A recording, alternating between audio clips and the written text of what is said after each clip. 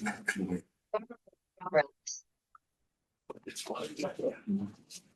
good evening, everyone. I'll call to order this Tuesday, March 3rd meeting of the Fairfield Plan and Zoning Commission. We are going to start with a continuation of our discussion on the updated fee schedule. Ms. Harrigan, you have talk on this? Yeah.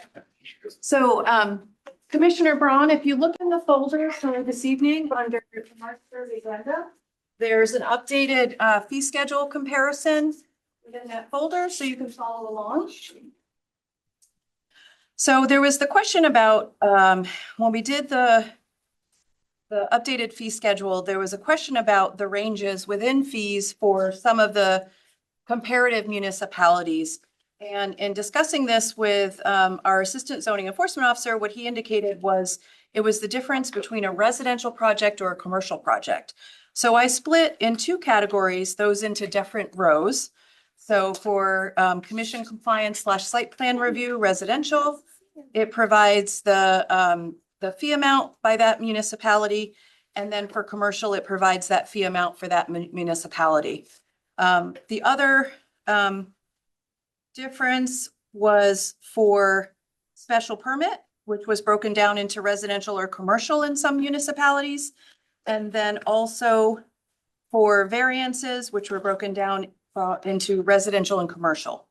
So those were really the three key differences in terms of comparative fee analysis. And I left those within the proposed Fairfield fees for 2026 as a TBD as to whether this commission would like to increase the fees based on residential versus commercial property.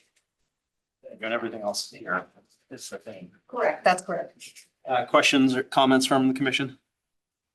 I have a question. Commissioner Monahan and then Braun. I still think the subdivisions number is too low on the other towns. $250 per lot when other ones are outside. Maybe we could say $260 per lot, but do something similar to what Greenwich did, which is saying each additional lot is $750 or something. So that, you know, we can make more money there, given that we are opening ourselves up to more subdivisions and middle housing, and so I think that should be higher. Commissioner Braun. Yeah, I'm just looking at the comparison of Fairfield versus Westport and Greenwich, and boy, we are a cheap date. We've been charging $160 for compliance site plans. Westport charges $660, Greenwich charges $1130, and we're only going up to $260. And commission compliance site plan $160 we charge. Westport charges $660, Greenwich charges $4,590. We have TBD. I don't know what that means, but it seems like we should be going up towards our neighboring communities. Coastal site plan, we're on par with Westport, but we're still way below Greenwich. And special permit, we're at $360 for residential. Westport is $660. Greenwich is $1225 to $4590. We're going up to $660. We should be going more towards Greenwich. We're basically the same size of a town as Greenwich, with similar issues. So it seems to me we should be charging more. Regulation amendment, we charge $560. That's the same as Westport, but Greenwich charges $1,100. I think we should be up around Greenwich with all of ours. Does this go into the general fund? It does. Credit for it? It does go into the general fund. That's correct. I know with wetlands, they used to have all of their wetlands fees were supposed to be adequate to support the wetlands program. I don't know if we do any comparison with that or if that somehow relates to what we can get back from the town. But I've always said we need a bigger budget to get the things we need to do our better planning, whether it's hiring our own experts when it's not covered by a developer or some other way. So it seems to me if we could bring in more revenue, that would help us to support a higher budget item for things that we might need. Thank you, Commissioner Braun. Other comments? Commissioner Capozzi. I agree with both Commissioner and Commissioner on this issue. Are you open to raising it, or is there a reason? Yeah. So what I would say is that, you know, again, in looking at what we charge today, I mean, that's part of the reason why we do the comparative analysis. But it really is, you know, the commission's purview to raise the fees per the charter. So, you know, I would say that the proposed fees are really entirely at the discretion of the commission. Does anyone have comments, thoughts, or questions on the TBDs? We can't vote. We're not going to vote on something that has TBDs in it. Why are they TBDs and NAs? Well, the NAs are because we don't charge for that today. And a lot of so depending on the line item, for example, some of the other municipalities don't charge for that as well. So we didn't add a fee for those, but for, you know, again, we've never separated this out between residential and commercial It before. wasn't split the It last wasn't time we split. Great. we reviewed Correct. this, and I think that was the request of the commission was to look at splitting the residential from the Right. commercial. Commissioner Kapowski.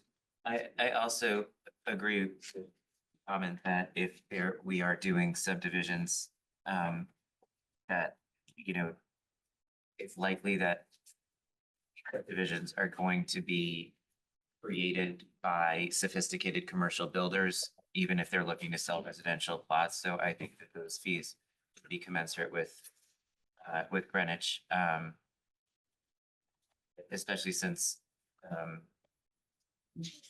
yeah, I just feel like there's more land available in Fairfield to do those subdivisions currently. And once they're done, they're done. And I think that we should use the motivation of these sophisticated commercial builders to the betterment of the town and the services that the town provides. Commissioner Levy? Yeah, let me just throw this out there, possible for the TBDs. I would suggest that for review of commercial site plans, that be $750. Similarly, a special permit commercial, $750. For subdivisions, make it $260 per lot for 2 lots, which is basically a single lot line division. And then for any additional lots, $520 per lot, Why did you get 520? just doubling it. I would say Run through this again, please. $750 for the first 2 TBDs. I said $260 per lot for the first 2 and then suggested $520 for each additional lot. Commissioner Monahan just suggested $750 for each additional lot. I have no problem with that either. And then appeal of zoning enforcement officer, also make that $750 For a commercial property. for, for commercial. Thoughts on that? Which one is 750? So there's some communities that break variances for residential properties versus commercial properties into 2 separate categories of review. And so that was.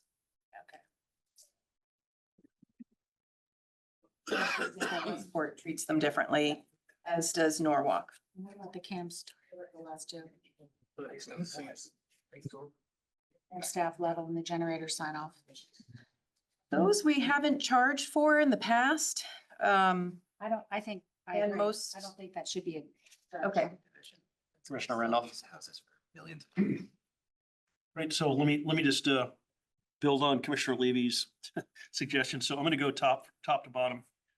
500 for commission compliance. So that's the first line. The second line, 750. Residential? Yes, compliance site plan renewed residential. That's the first line, 500. Commissioner Levy, you said 750 for the next line. Is that correct? Correct.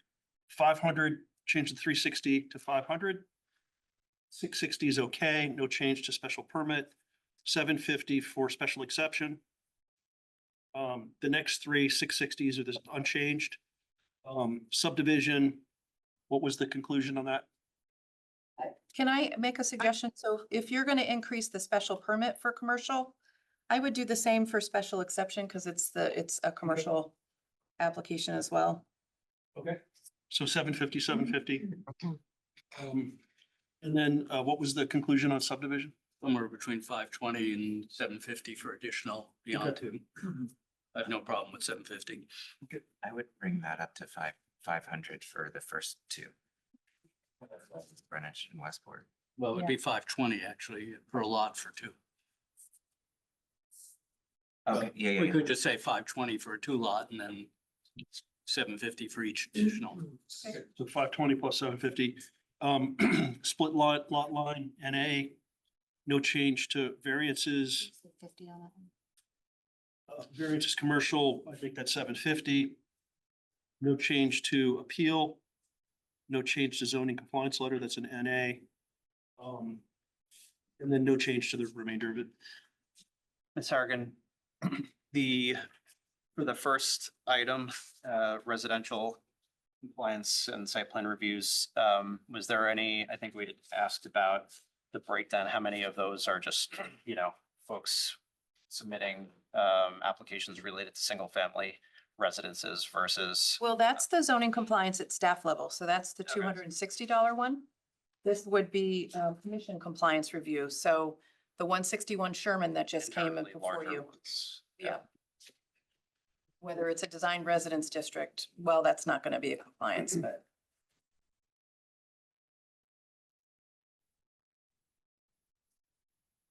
Commissioner Randolph. Could you just define any of these which are, which might be burdensome out of the ones we just increased? Because I basically did. I am sure we will get complaints one way or another.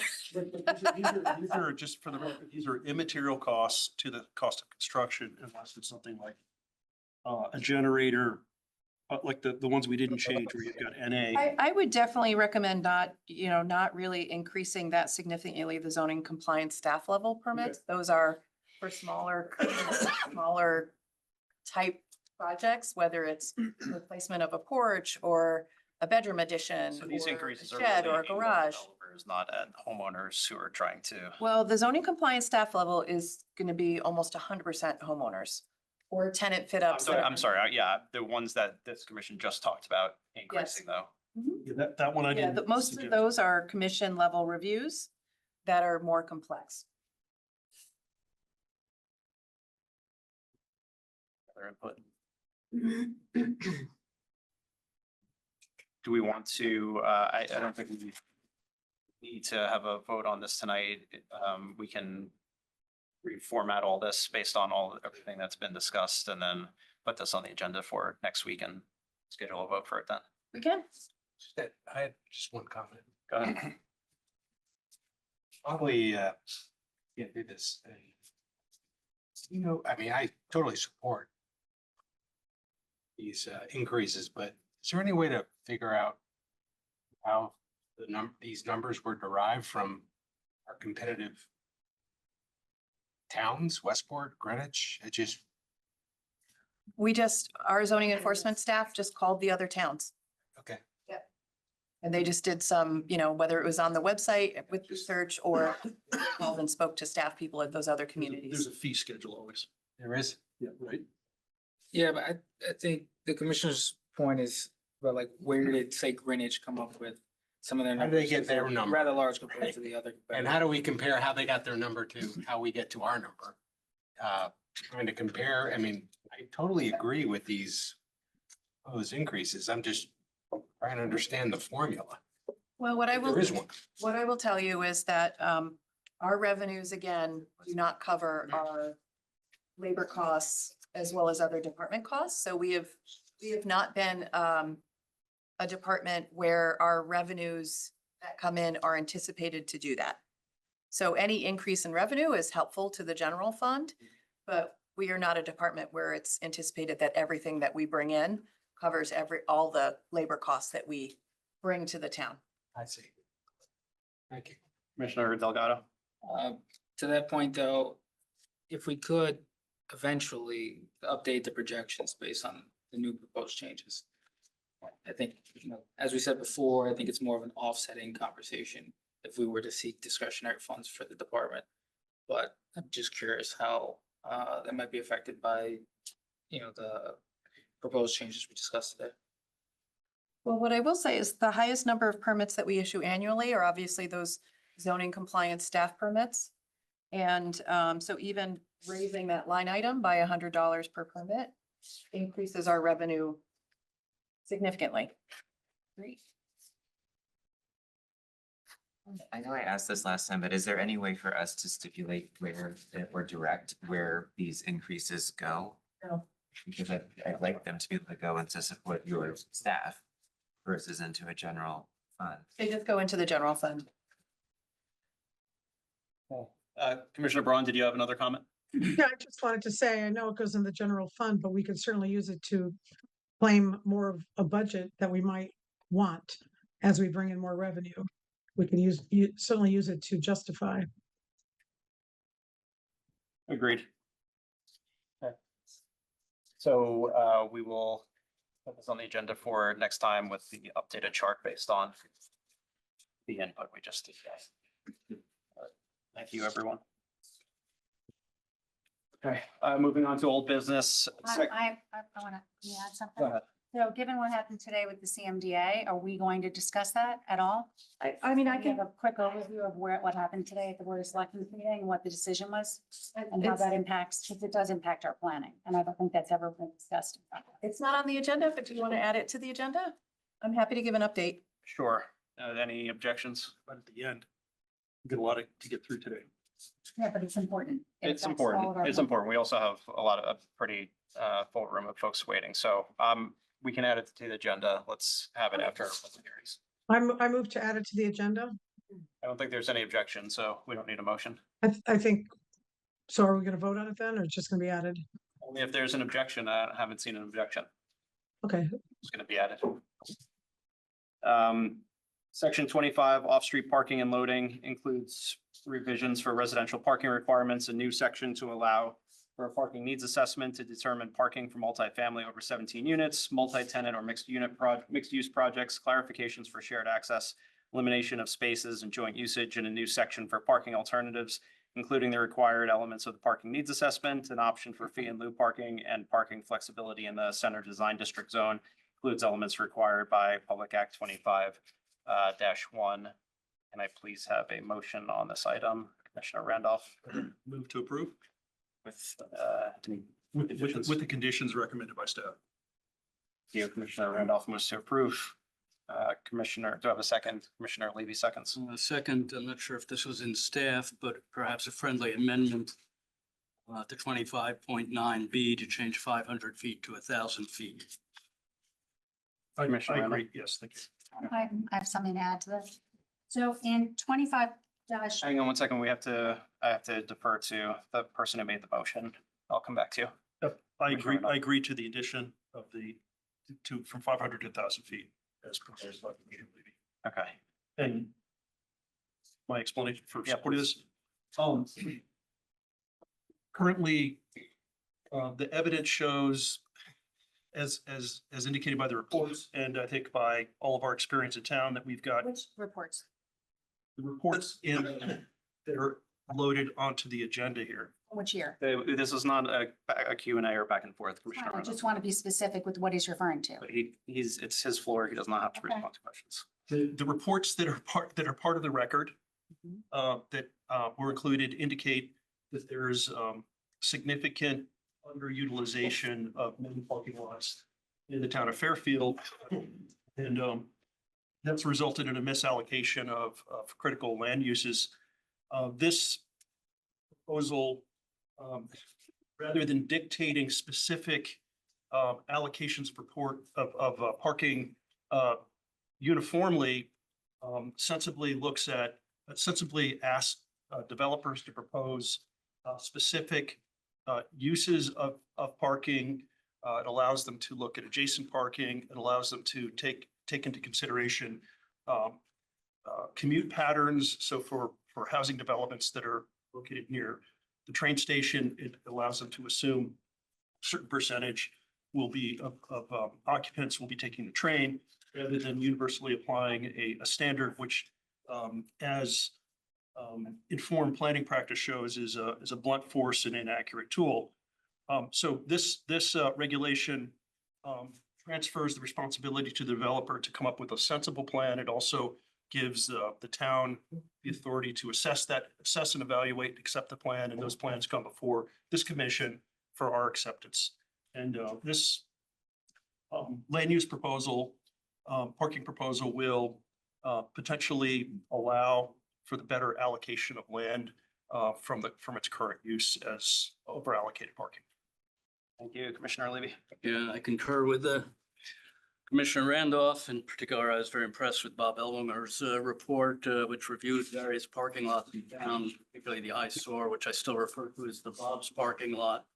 Literally, has, much underutilized space, the old Coles parking lot. I think this is a long overdue regulation. It provides also for flexibility, recognizing that for our downtown area is one that is becoming more and more walkable.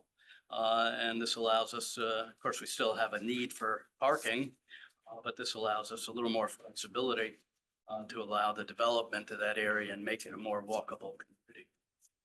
Thank you, Commissioner Monahan. I'm concerned about commercial business security. And ensuring that businesses that are already downtown that have been walking around talking to business owners saying, has the town of Fairfield ever asked you how parking affects your business? Do you feel as though if you had more parking, you would do more business? No one has ever discussed parking needs to grow my business. My concern is not for areas such as the parking lot, the Coles parking lot, in certain areas in Mr. Elminger's report. My concern is specifically related to the downtown of Fairfield and Southport specifically. I think they are highly trafficked. I agree, and it's great that we're putting the onus on the developer to send these reports to us. That's wonderful. We also need our own data and our own information in advance. I did look at the state counts in terms of the roadways, and they're very old and they don't count everywhere. So I went back and actually did some deep dives into this, and I do believe that we're going to give flexibility here to commercial businesses to potentially redevelop their sites. And where we have a current development that's one level with existing parking, to go up 3 or 4 levels, because now the POCD allows from South Benson proposed to Sasko Hill Road, 40 feet high buildings. Is it 40 feet or is it taller than that? It's only, Two. it's 52 feet, 4 stories. 52 feet. So now it allows 52 feet, 4 stories all along the post road. What that does to parking, I think it's, I find it to be, is the intent of the commission to utilize existing available parking spaces.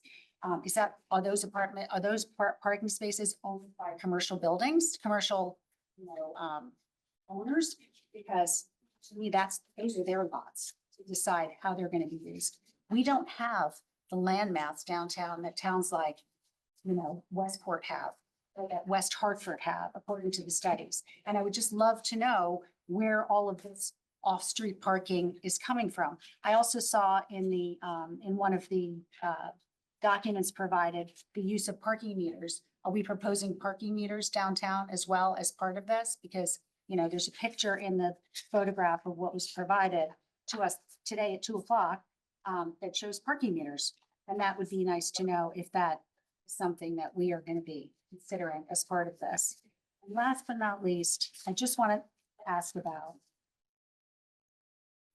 when someone comes to us and asks, can you go to 25-13-1, parking needs assessment in lieu of minimum parking ratios. In order to balance parking needs with limited and overabundance impervious surface, a parking needs assessment may be submitted in all zoning districts in lieu of meeting the full parking requirement, section 24-A. P&A shall demonstrate that off-street parking demand will be met or effectively managed without adverse impact on surrounding properties. Well, if multiple properties apply for the same use of off-street parking, how will that work? And then I yield. Thank you. Other comments from the commission? Commissioner Braun? I believe there's in these parking restrictions in the new, this whole section that we're talking about parking spaces is related to the new housing law, HB 8001, enacted as Public Act 25-1. I believe there's an exception or a little bit of flexibility that we have when it could impact public health and safety. And I'm going to ask Ms. Harrigan to just confirm that. If so, I think we should put that in our regulations. I'm trying to find it in the 107-page statute right now. I can't find the exact citation, but if it is in there, I believe that should be in our regulations. I don't think our regulations should be more restrictive on us than the statute. So that's a question I have for Ms. Harrigan. In the proposed parking section, there is that same language from the statute that indicates, the need to determine that there's not a public safety issue within the language. So that's recommended within there as well. In our regulation? In the proposal, yes. I don't see it. I see in the parking needs assessment, item 6, we can require any relevant traffic, parking and safety study. But I don't see that we can make our decision on parking based on safety issues. So I just need to make sure that's in there. Also, I don't see environmental mentioned. To me, that falls under health and safety. So can we add a section called environmental as number 7 under the parking needs assessment? So right now, the parking needs assessment, that's, again, it only applies if it's over 16, right? 16 units. It does not apply to under 16 units. It does apply for developments that include over 16 units of residential. However, we are making the proposal that this apply to multi-tenant plazas, Mhm. other undefined uses within our regulations that do not have a parking standard attached, such as daycare facilities. We've always done kind of a similar, we would call it a finding of parking sufficiency for uses that were not specifically assigned a specific parking ratio, like daycare centers, for example, doggy daycares, for example, because it's really dependent upon the age of the children that so there's parameters I understand. for how they operate, right? And then also for mixed use developments, a parking needs assessment is also an option within the proposed parking regulations. So is there any reason we should not include environmental of the 6 criteria we have that are required to be put into the parking needs assessment report? The summary of the development, available other spaces, public or private, public transportation, future needs for off-street, transportation demand management measures such as transit, car sharing, et cetera, and other types of studies. What, is there any reason we should not add an environmental study if it might be appropriate? Or at least Well, it doesn't matter in this instance. I hope that the other item that's pending for tonight's vote for stormwater management regulations can cover some of those environmental concerns. Because, Well, environmental concerns could be other than stormwater related. So it seems to me we should add that as a number 7 into the parking needs study. Then I have one other point, which is so this proposed regulation in part is to deal with the housing law, which has restrictions on parking. And we're basically reciting the same language, but I think we are leaving off that ability to require more parking if health or safety requires it, which should be kind of a baseline in any decision we make. I don't see it in here. If it's not in here, I think we should add it. But I don't see the 8% of the town's land mass that can be preserved from what I call the parking ban on 16 units or less of multifamily, where the town, by this new law, is allowed to preserve 2 districts of 4% each of the town's land mass as exempt from that 16 unit and under the multifamily up to 16 units, where we're not allowed to require any parking at all. And in those 2 zones, we would still not be able to go under the 1 space per single unit or 2 spaces per 2-bedroom or above units. But I think the parking needs study would apply to that also, right? Once we set up those districts. Well, I mean, my understanding is the parking needs assessment does not apply to those 2 districts if you choose to create those 2 districts. Well, those 2 districts would be exempt only from the up to 16, which is basically a ban on us being able to require any parking.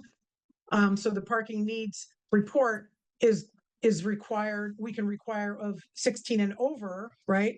So and the parking needs report simply is there for the developer to justify using less than the 1 space per single or 2 spaces for 2-bedroom or more.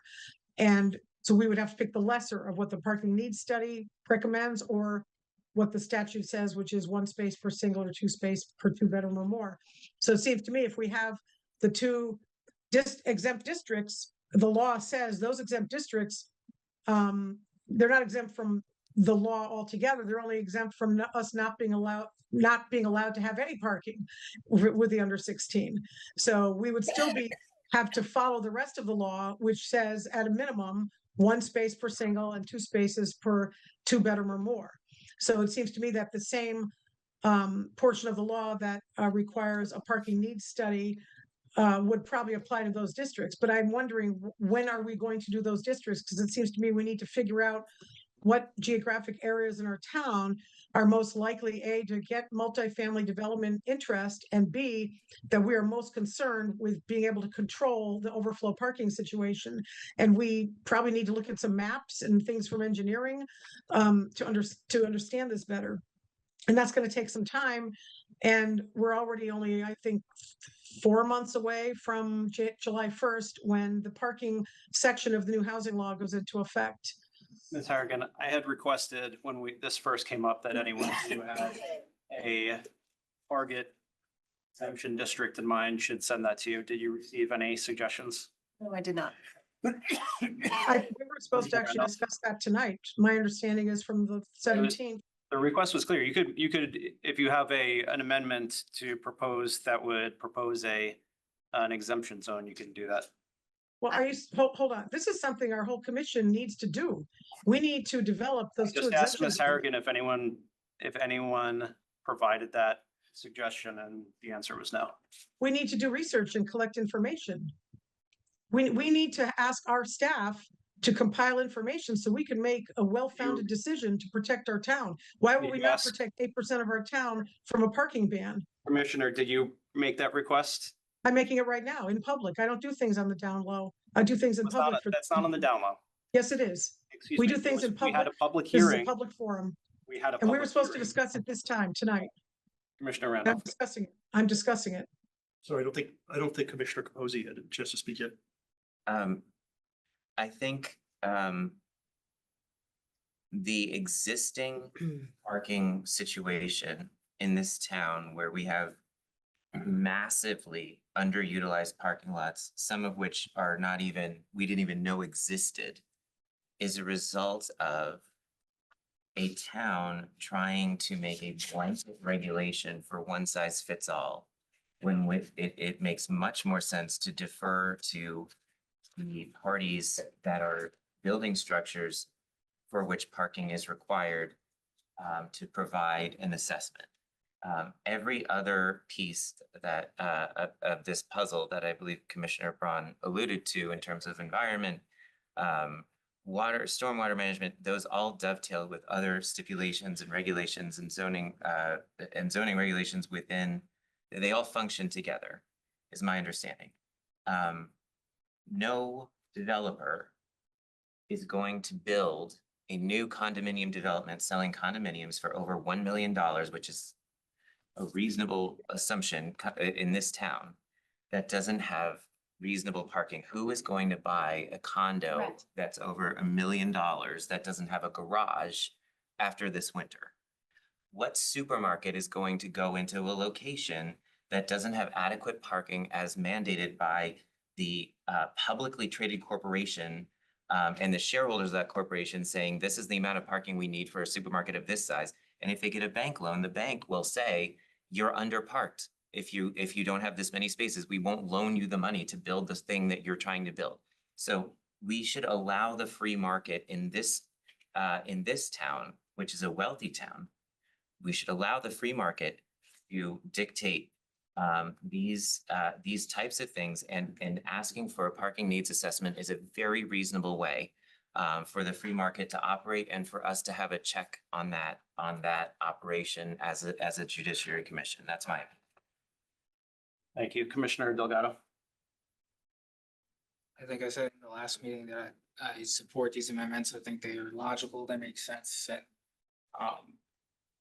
this is the direction that so many of our other partners that have brought information to us, collaborated with staff to make clear kind of the need to make these changes. So as I said before, I'll say again, I'm supportive of Don's rate. Thank you. Mayor Monahan. Why haven't the chairman or vice chair submitted a list of the 8% of the town that we should be exempt from the parking ban? I'll only speak for myself. I don't believe Right. we should. You don't believe we should have any parking ban? You don't believe we should have any percentage of the town that's exempt from the parking ban? I know what you It's do not a for. parking ban. I would just like to be clear because this language is used repeatedly.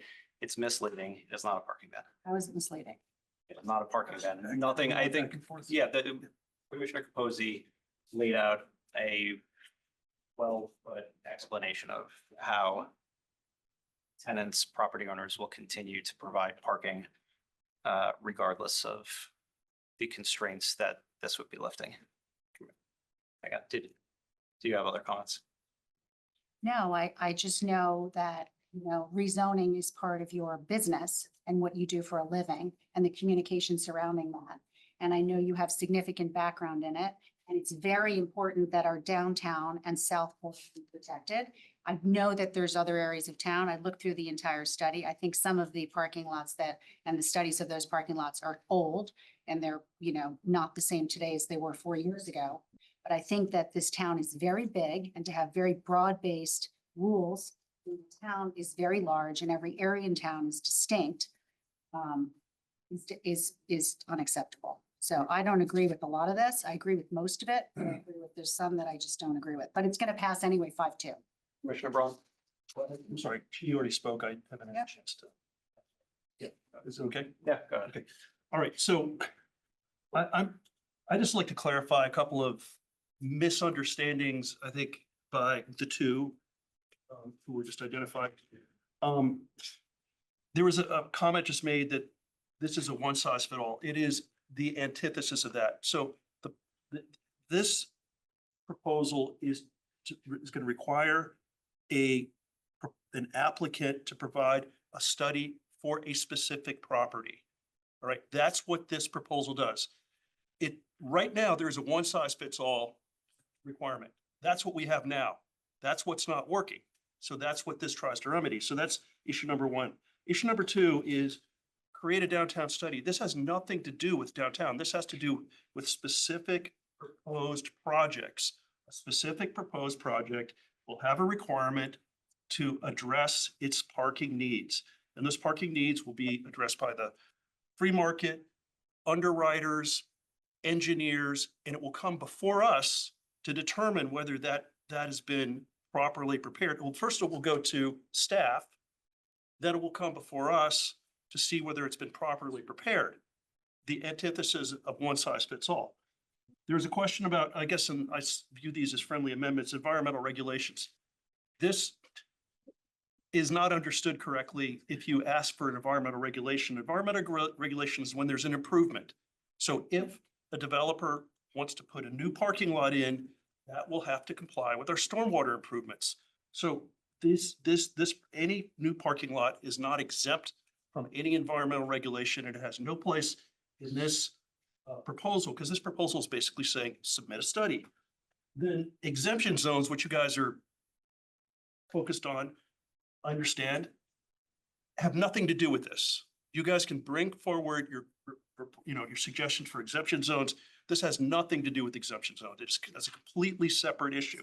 So I would like to ask if we could put this to a vote if there's any more discussion, but there's a lot of misunderstanding, a lot of misinformation that's coming up in this conversation. There will be an environmental study for every new parking lot put in this town.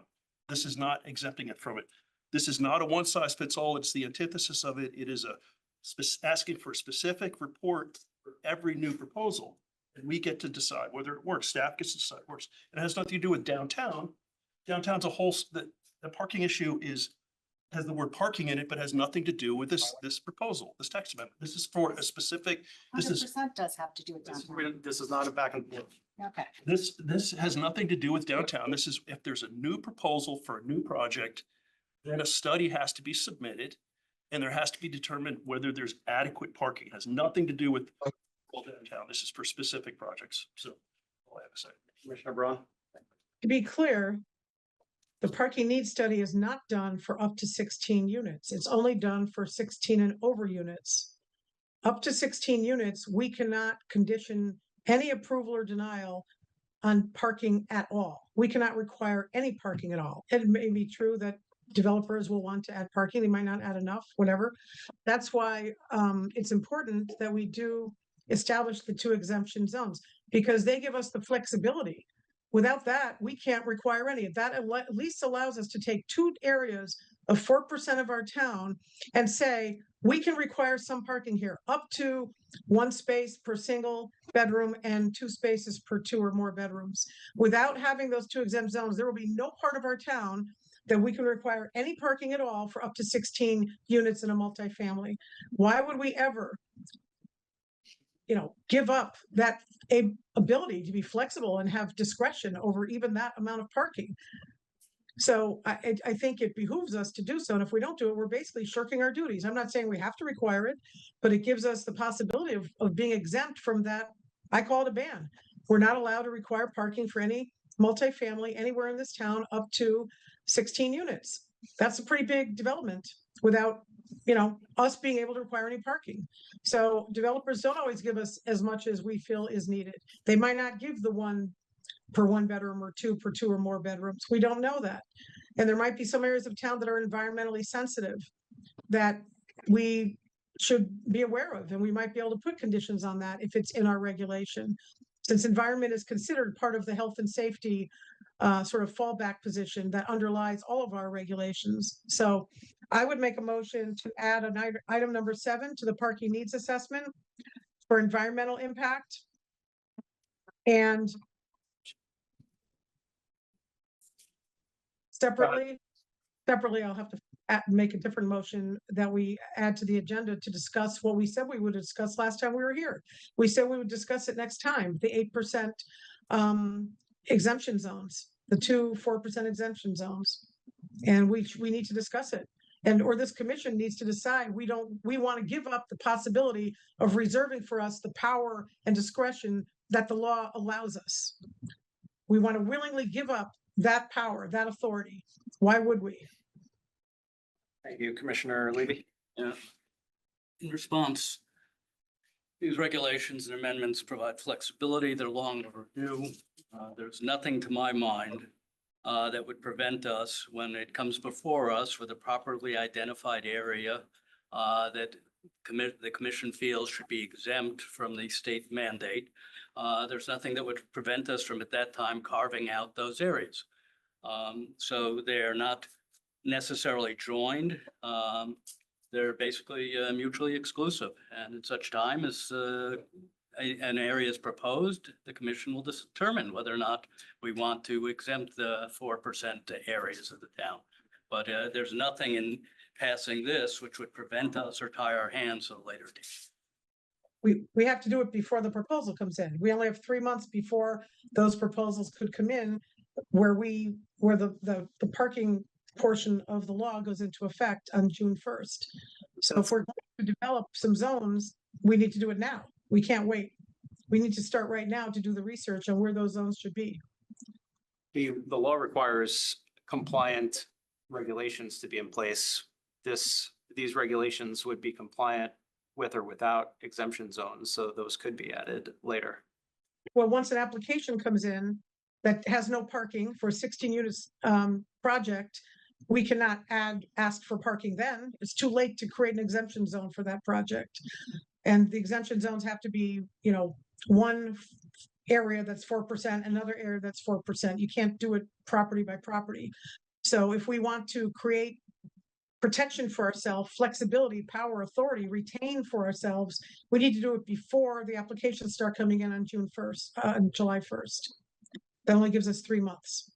It's at Many things, it's at the discretion of the commission. If the commission wants to do that, it can. Well, if we're not doing it, we're completely shirking our duties, our town, our constituents. Commissioner Randolph. I think we're drifting from the topic. What Commissioner Braun is discussing has nothing to do with the motion on the table. Zero. So I'd like to basically say, could we return to the question before the commission? I made a motion. Is anyone seconding it to add environmental? Commissioner Monahan seconds. Okay. The motion to add, Doesn't the person, it's a motion. Okay. Yeah, it's not a friendly amendment, it's a motion.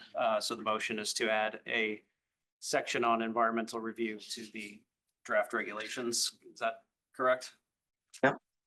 Where the developer would have to indicate whether their parking needs assessment has accommodated any impacts on the environment. There could be environmentally sensitive, it might have nothing to do with stormwater, it could be something else.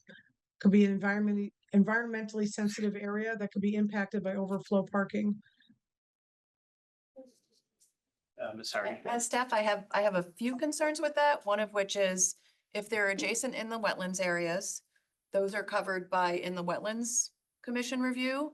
And if they're coastal resources, those would also have to be identified in the commission's review. So I feel like those are covered by state statute. And my concern is if we're expanding what state statute presently allows us to review within the state law, I have concerns about whether or not that's going to be compliant with the state law, Well, Mayor, especially when state statute provides those other avenues and channels for review within in the wetland sensitive environmental resources and also with coastal resources. I feel like we're covered. okay. Can I respond? Go ahead.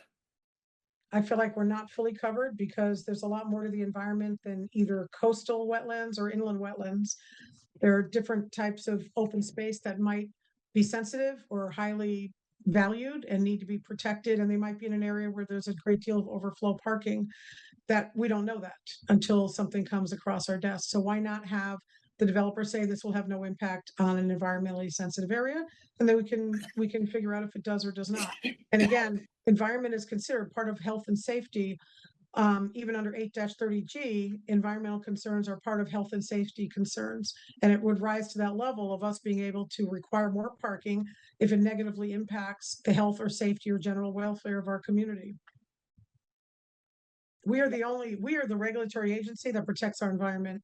The Inland Wetlands Agency can only protect inland wetlands, and they can only regulate the inland wetlands, which is, freshwater wetlands, or a certain buffer around it needed to protect those wetlands. And when we do coastal site plan review, we can only protect the coastal tidal wetlands. It doesn't go inland of usually, very far. So the whole rest of the town could have environmental significance, and we should leave that flexibility to ourselves to protect it. Commissioner Monahan. There's this topic. Commissioner Randolph.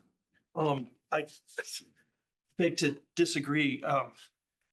This text amendment has nothing to do with the issues that Commissioner Braun has raised. She raises important issues, but they are currently covered. If you want to put a new parking lot in, you have to go through the same process that Commissioner Braun has described. This does not exclude any of those steps. So this is not the right place, and the issues that Commissioner Braun is describing are already in place. If you want to build a new parking lot, you've got to go through stormwater, wetlands, environmental review. We're not negating that. So I'm not sure what the relevance of this amendment is, and I'll be voting against it. And I'd like to return to the question of voting on the parking regulations. Commissioner Levy. Yeah, I'd just like to add that in terms of the amendment, as Director Harrigan mentioned, it differs from the provisions of the state statute, and to the extent that our authority is directly derivative from the authority in Section 8 of the statutes and the state laws, I think Commissioner Braun's amendment would violate the scope of our authority and subject us to litigation. Commissioner Braun. we do protect the environment and that is within our authority. And there's nothing in the housing law or 8-2 that prevents us from protecting the environment. So it does not go beyond our authority. And this proposed regulation goes way beyond anything related to the housing law. The portion I'm talking about does relate to the housing law, but we're doing a whole lot more in this regulation with, allowing shared parking lots with other parking lots that are 1,000 feet away. That has nothing to do with this housing law. So this regulation we're proposing is only partially related to the new housing law.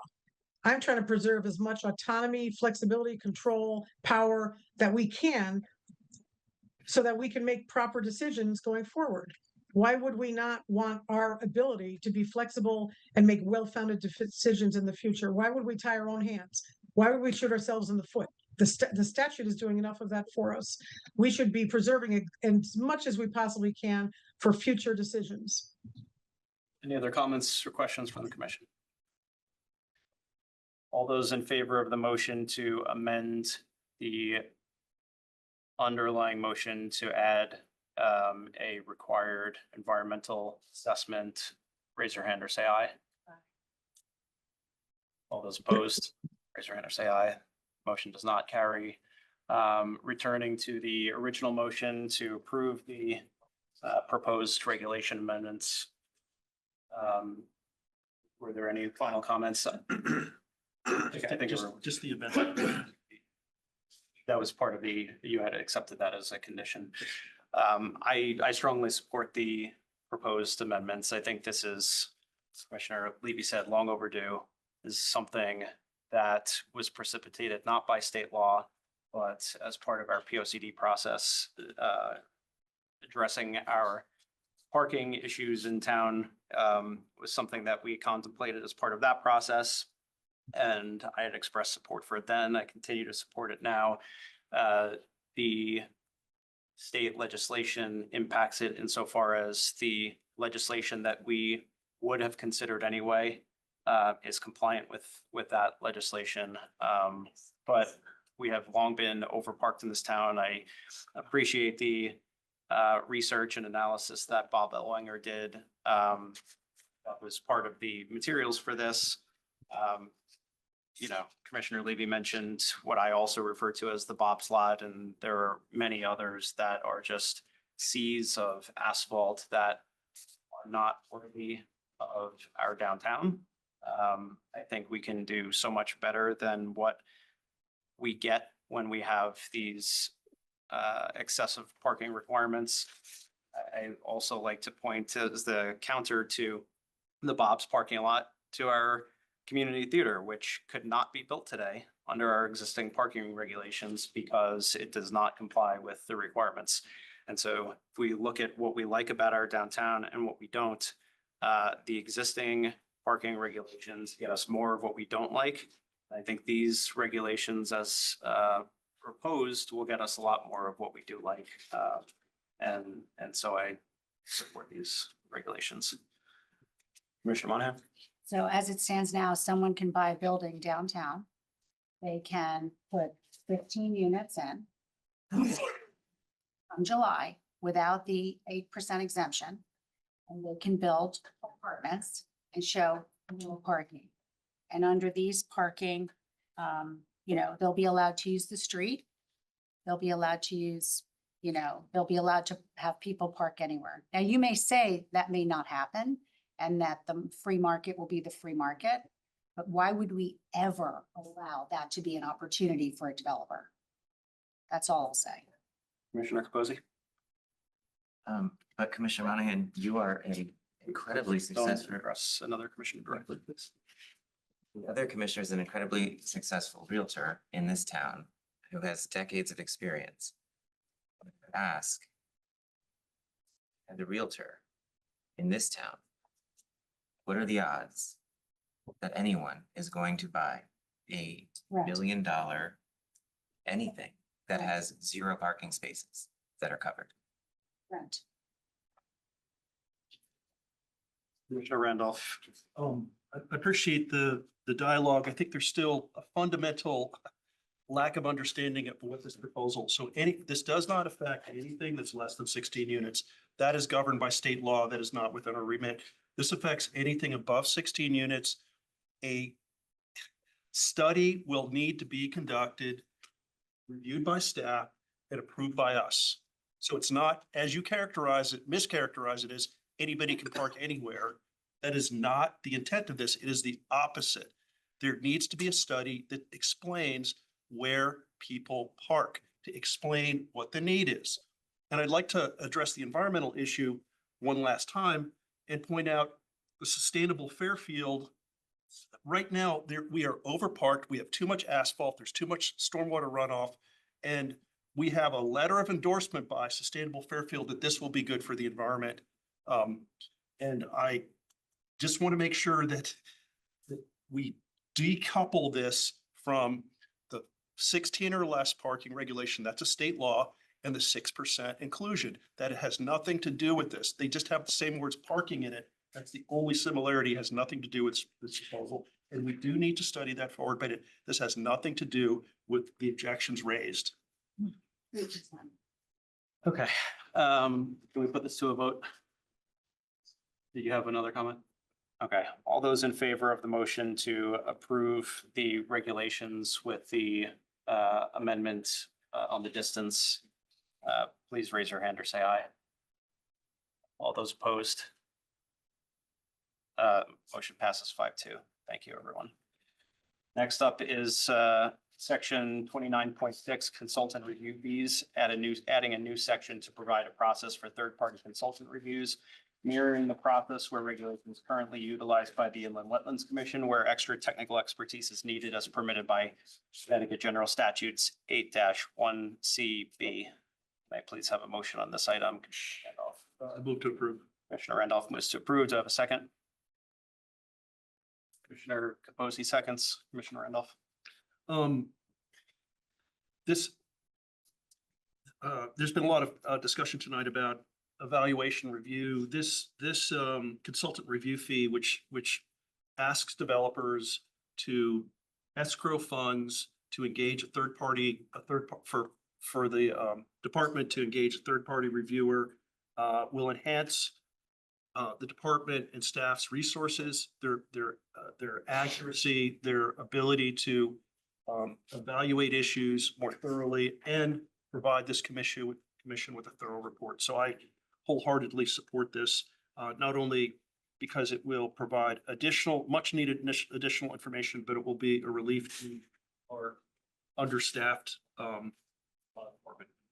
Thank you, Commissioner Capozzi. No further comments beyond Commissioner Randolph's. Any other comments from the commission? Commissioner Braun. Okay, this came up either, I think, February 17th planning session. And I'm going to raise the same issue I raised then, which is it should be let's see. It says the planning director or commission upon receipt of an application may authorize or require the engagement of one or more third-party consultants to conduct, I think there's a typo there, review and conduct a technical review or conduct, I think there's some typos in here, of this application. If the planning director, it should be if the planning director or the commission. The planning director might not feel it's needed, but the commission might. And it's really ultimately our responsibility as elected officials of this town. So the word or the commission should be inserted after planning director on line 3 of the adder to this section 29.6. So if the planning director or the commission finds that the staff will not be able to complete a technical review of an application at the time prescribed, or that the expertise required is outside the town staff. By town staff, that means any of the town staff, any of the department staff. I think we need to add at the end of that, or any other it might be something that might not be outside of the expertise, but we still feel we need an independent peer review anyway. We should not, in other words, restrict ourselves to just those 2 instances to get an outside expert. If we feel it's necessary, it might be something that wasn't even covered by the applicant. Like I said before, it might be a wildlife survey. And that might not be something that the developer found relevant, but we might find it relevant, and therefore we might want to hire a biologist to do it. So I feel like that should be another thing that gives us the flexibility, other than if staff doesn't have time or town staff is not qualified. And then down below, where it goes into the specifics, item 4, it says consultant shall prepare and submit to the town staff. I think it should be to the commission. Obviously, logistically, things go to the staff first, but it's ultimately the commission that needs to get these reports. So that should be inserted there. And in number 5, I have a question for Ms. Harrigan. It says if any money is left over that wasn't needed for the outside expert, we have to return it within 45 days. Is that a deadline set in the statute that authorizes us to charge applicants for the experts? Or is that just something we're picking? It seems kind of short. And it says on completion of the consultant review, maybe it should be on completion of the end of the hearing to make something a little more firm. But is the 45 days a deadline set in the statute that authorizes this? No, we are mirroring the exact, the very similar language that is presently within the Inland Wetlands Commission ordinance, so that we do not deviate from what is established practice within the town of Fairfield. It seems to me that hearings could go on for much more than 45 days, and we should allow 45 days till 45 days after the conclusion of the hearing, at least, anyway. And as far as the professional, I think the commission has to select the professional with the assistance of the staff. But That's not correct. So I spoke to our purchasing department about this, and because presently the Inland Wetlands, the Conservation Department does, they do an RFQ for consultants, and that it's a contract that lasts for 3 years. And what they suggested was that we utilize the same consultant that's responding to the RFP as in the wetlands. So, again, if it's a consultant that does a lot of work in Fairfield, they're not likely to do an RFQ. For us to have to go out and find a consultant within the statutory timeframe of processing an application, so 65 days to get to hearing, 35 days to conduct the hearing, 65 days, and then that's pretty much all you get, because you can't submit something after the close of a public hearing, right? And there's no guarantee that an applicant has to give you an extension. And for some of these things that might be summary review required, that's 65 days in total. There's not enough time for the commission to hire their own consultants. We have to rely on our purchasing department to kind of do those requests for qualifications for those potential consultants, beforehand, because there's not enough time per the statute to really be able to do that. Then for each application that comes in, we have to figure out A, what type of consultant, and B, what type of qualifications they need for the specific things that come up in that application. You're not saying it should match Inland Wetlands list of experts, right? Because we have other areas that have nothing to do with inland wetlands. So this is a new process for us, right? So in the past, this has generally been for inland wetlands, they've hired on-call consultants and soil scientists. For when we do this next request for qualifications, again, this is not an adopted reg yet, but when this is adopted, I circle back around with our purchasing department, because we're a government agency and we have to follow the purchasing department rules. So then what we do is we have to contact them and say, we potentially might have need for these types of services. Can you do a publicly noticed request for qualifications for firms for the same kind of parameters that they do for inland wetlands? I don't have the ability as a department head to go out and find my own consultant on behalf of the commission. There are specific rules within the town charter for what we're allowed to do within the realm of our purchasing department. So you're saying the purchasing department uses use of a consultant even when the applicant pays? It's not using town funds? Yes, for conflict purposes, yes. And for that was actually my next point, conflict. I suggest we have a requirement that whatever experts are used have not done work within our town within a certain time frame, at least 1 year anyway. Is that something we could put on there? Is that something? I would say For- I mean, again, what I have found is that a lot of consultant firms, they tend to work regionally. So a lot of the folks who do most of their work up in the Hartford region don't travel down here. A lot of the folks who tend to do a lot of their work in Fairfield County stay in this area. So oftentimes when you have a third-party reviewer, it's somebody who can be sent these materials, come down for a one-day site visit if that's what's required, but it's not somebody who's going to normally take on that amount of significant travel for the majority of their applications. So, you know, I think that's what, in my conversation with Conservation Director Tim Bishop, that's what he indicated to me, is the folks who responded to that process were folks who self-select and know that they don't have a conflict because they don't want to have to refuse either work with applicants that commonly come before the commission, or, you know, they don't want to end up being conflicted out of being able to participate if they take the time to respond to an RFQ. So in other words, the RFQ has to be done up front. The RFP has to be done up front to get someone on staff more or less as an outside consultant so that That's they're correct. ready when the application comes in. And usually what I will say is that in my conversation with Director Bishop, he said that they usually keep two on call, as it were, so that, you know, they can contact one of them, and if that one's occupied and doesn't have the capacity to take it on, they have a potential second selection available to them. So this whole process of picking these outside experts that we will then on occasion require the developer to pay for, but we hire, we are retaining them. They're beholden to us, not the developer, even though the developer pays, right? They work with us, not the developer, right? So we have these available. So then can the commission then assist in the selection of who these upfront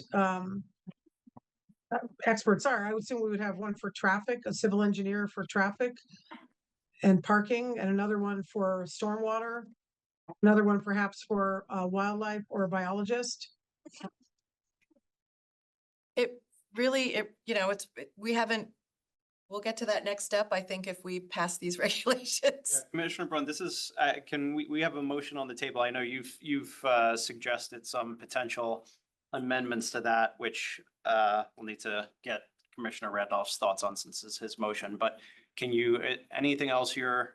Yeah, looking- I would like to add at least my first two suggestions that the commission may feel like we need. Or commission, Staff does not, yeah. or commission, what was the Yeah. other one? The other one was 1, 2, 3, 4, 5, I don't know, the third line up from the bottom of the second paragraph of the change paragraph, or the first change paragraph, where it says, if it's outside of the town staff or otherwise considered reasonably necessary by the commission. Objection for that. Yes, I object to all of these comments for two reasons. One, we had a conversation where we've got a motion on the table to pass this. We discussed this at our last meeting, and these suggestions are usurping the role of staff. It is not our staff, it is not our responsibility as commission to conduct analysis. We are not experts. Some of us are licensed professionals, but we are not experts in this area, nor are we expected to be, nor should we try to develop those skills while on this commission.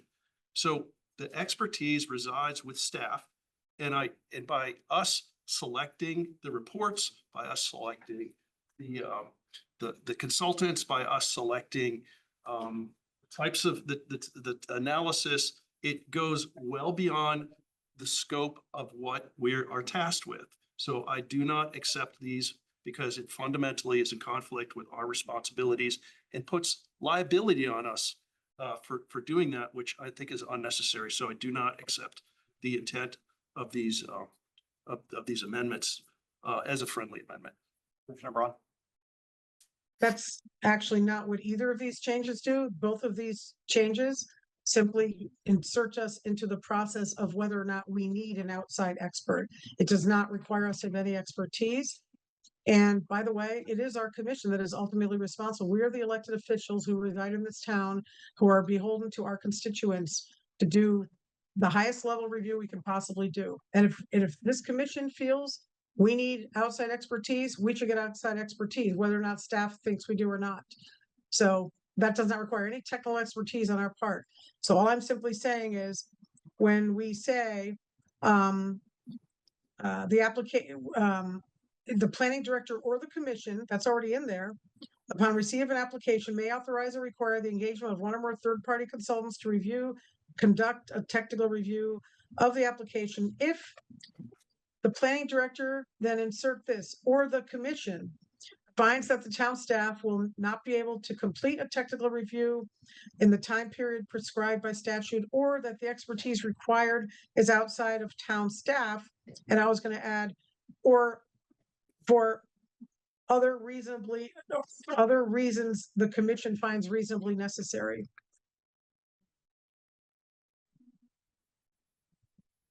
It has nothing to do with our usurping anything. The staff works for us. We're not usurping staff's control. We're simply using our authority to get reports we feel we need, expertise we feel we need. Commissioner Randolph is not accepting that as a friendly amendment. So if you would like to make a motion, please make a motion. I'll make a motion exactly as I just set forth. Do I need to repeat that? No, it's okay. Unless anyone else needs Commissioner Braun to repeat it. Do I have, It's funny. do I have a second? Second, I'm seconding. thank you. Okay, so I'll just repeat my same comments. This commission needs to retain as much power, authority, and control as it can to do its job effectively. We are obligated to become as fully informed as we can. And if this commission feels we need more expertise, independent of whatever the town can do or the staff can do, we need to be able to require it. And that's what my changes are intended to do. Any other comments? Yes. Commissioner Monahan? Item 7, for the purposes of the fee schedule, a third-party consultant shall mean a professional who's not a town employee of the town with expertise in land use or any particular technical aspect of such application, including but not limited to civil engineering, traffic engineering, or other technical expertise. Not limited to. Can we qualify that? How? Well, we talked about stormwater expertise, wildlife expertise, what other, what other experts would we be calling in that we would like to make sure that the town calls in, So, hang on. but not limited to, Hang on. So there's, our motion on the table is to because they're amend. not engineers. It says expertise in land use. Or Our motion on the table is to amend the original motion. And ask Commissioner Braun if she'd like to amend her motion to include your proposed language. Can it's gonna be the- shot down anyway.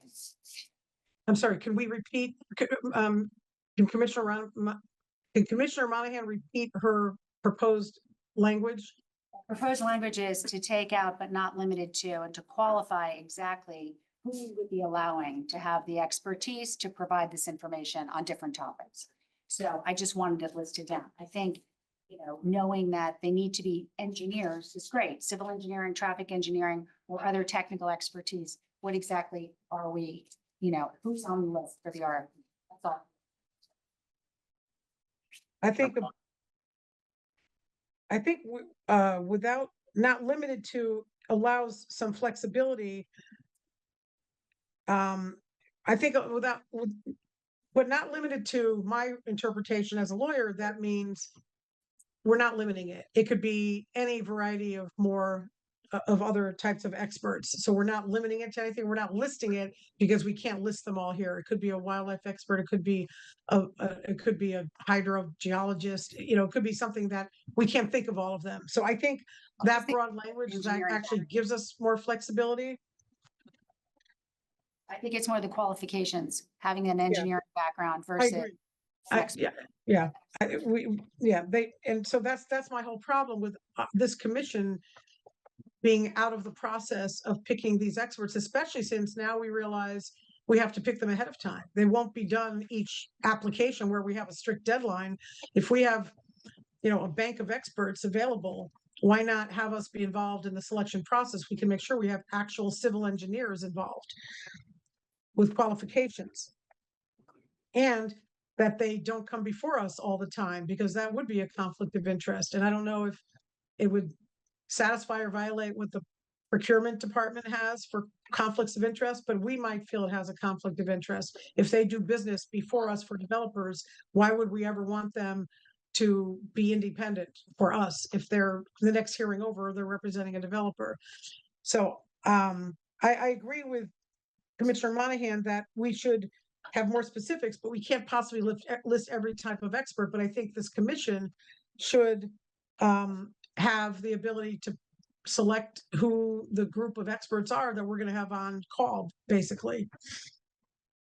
Would Commissioner Monahan consider that an acceptable way of wording it, instead of listing every single type of expert or qualifications, that the commission be involved in the process of selecting the bank of experts that we will draw from when applications come up? I think that's a great idea.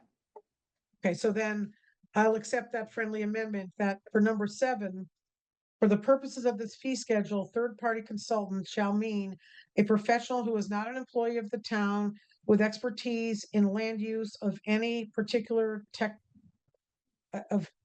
any particular technical aspect of such application, including but not limited to civil engineering, traffic engineering, or other technical expertise, and that the commission shall be involved in the selection process of the experts to be utilized for this purpose. Commissioner Levy? I agree with Commissioner Braun that including but not limited to are words of expansion and not contraction. So it basically gives it unlimited as to the technical expertise or individuals that could be hired. And any additions to it would actually limit the scope. With respect to the commission's involvement, while we do have, authority to authorize as a practical matter, in my 8 years, I've never found an issue where staff has not been responsive to legitimate commission concerns or taken steps to meet our requests. And as a practical matter, under the strict time frame that we work under, and that this decision would probably be made at the application stage, which is well before we see it at a public hearing or it makes the agenda, for it to be efficient, then I think we do rely on staff initially to make the determination as to whether or not an expert is needed. I would oppose this amendment. Thank you, Commissioner Capozzi.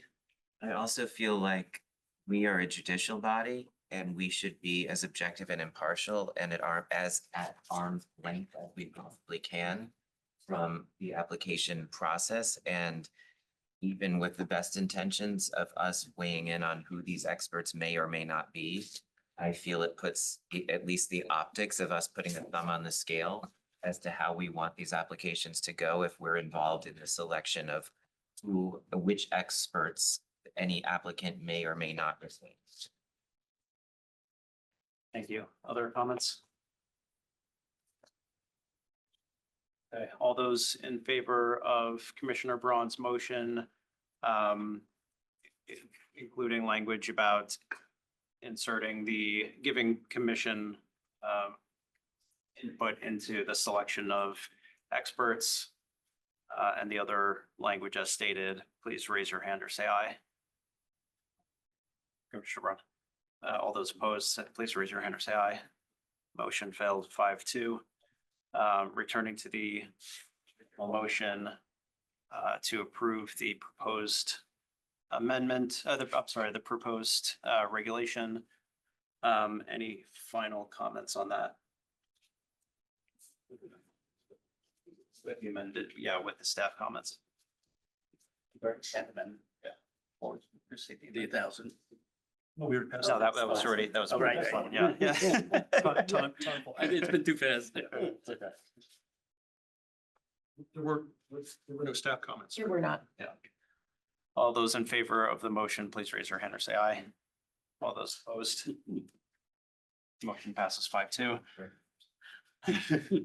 Next is section 35 definitions, new definitions for compatible peak parking demand, shared parking agreement, and parking needs assessment. Motion on the item. Commissioner Randolph. Move to approve. Commissioner Randolph moves to approve. So a second. Oh. Comments? Commissioner Capozzi, seconds. These definitions reflect clarifications proposed by staff based upon their experience and their day-to-day use of the regulations. So I strongly support our staff in their request to make these changes. Thank you, Commissioner Capozzi. No further comments beyond Commissioner Randolph's. Other comments from the commission? Okay, all those in favor of the motion to approve the new section 35 as proposed, please raise your hand or say aye. All those opposed? Motion passes 6-1. Next, section 27, stormwater management and low impact development standards, request by the Fairfield Engineering Department to add section for regulating stormwater management. Can I please have a motion on the item? Commissioner Randolph. Move to approve. Commissioner Randolph moves to approve. Do I have a second? Commissioner Capozzi seconds. Commissioner Randolph. I know it sounds a little nerdy to get excited about parking, but I'm also excited about this one. This one, and Commissioner Braun, I hope you had a chance to read this. I don't think you were here last week when we discussed it, but this normalizes and standardizes our stormwater management plan, which adopts the state ordinance, and it also adopts best practices that exceed many of the state ordinances. This does a couple of things for us. One, it gives clarity to any applicants on the standards. It will also protect us from any appeals, especially for I'll say aggressive appeals by 830G, because it establishes very specific standards. And it also one of the amendments I would like to add to this is for a report to be provided to the commission that, as I discussed this last week, a specific report provided to the commission, authored and signed by the town engineer or their delegated staff. Memo of project compliance. Sure. Okay. But essentially a written report on their findings of any submitted application that, approves, requests changes or rejects. And if I may request, I sent, and it's in the digital folder for this item, the revision that was requested and discussed for that last section, 27.13. And I worked with our town attorney on that to revise that language so that it is revised from waiver to modification of approved stormwater plan. And so this would allow for, and I'll just put an example out there. If we've got a project site where there's a building in the way and they can't do adequate soils testing until the building is demolished, but they're not planning to demolish the building until an approval for proposed, whatever the proposed replacement is. If that updated data revises the stormwater management design, our town engineer, who by charter is required to be a licensed professional, can review and modify that stormwater design in compliance with that section. So just to summarize, that's what that proposed language it intends to allow. And I worked on that with our town attorney and our engineering department. So Commissioner Randolph. Yes, you're I accept that amending- change. Sorry, I missed that. Okay, Commissioner Capozzi, you're good with that? Yeah, I thought that was, the language was really great. I read it this afternoon. Any other comments, Commissioner Randolph? Commissioner Capozzi, other comments? Any, Commissioner Braun? Yeah, I had a couple of questions, minor questions. I'm glad we're doing this. On 27.6 runoff reduction. This does not make sense to me. I've never heard of a 27-year. In paragraph 2, it says additionally control of the 27-year post-development peak flows rate to the 27-year pre-development. Should that say 2-year, or is that for, do we clarify or verify that that's not a If- typo? If I could, Yeah. we have our DPW director, Frank Patisse, who is remote, who is a licensed engineer. I am not a licensed engineer, so I cannot answer the question. That's to unmute. And Hang on, Commissioner Braun, just 1 second. Mr. Mullen is trying to unmute. Okay. Frank's coming on now. Are you there, Frank? I am here. Can you hear me? Yes. And do you need the question repeated or did you catch that? Yes, if you could, please. I did, 27.6 runoff reduction, which is page 3, I guess, of the proposed stormwater regulation. In the second paragraph, it's basically a one-liner. It says additionally, control of the 27-year post-development peak flow rate to the 27-year pre-development rate shall be provided. I've never heard 27 years before, so I just want to make sure that's not a typo. If you can just give me a minute, I'm trying to pull thought it it might up here on my computer. Years, but So I somebody thought it can read said it. 20, yeah.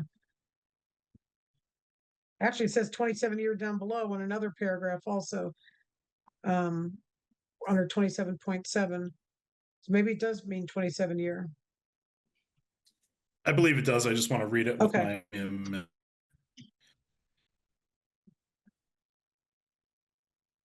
Yes, that is correct. Okay, great. Thank you. And then I had Yep. one other question, which maybe you can answer as well.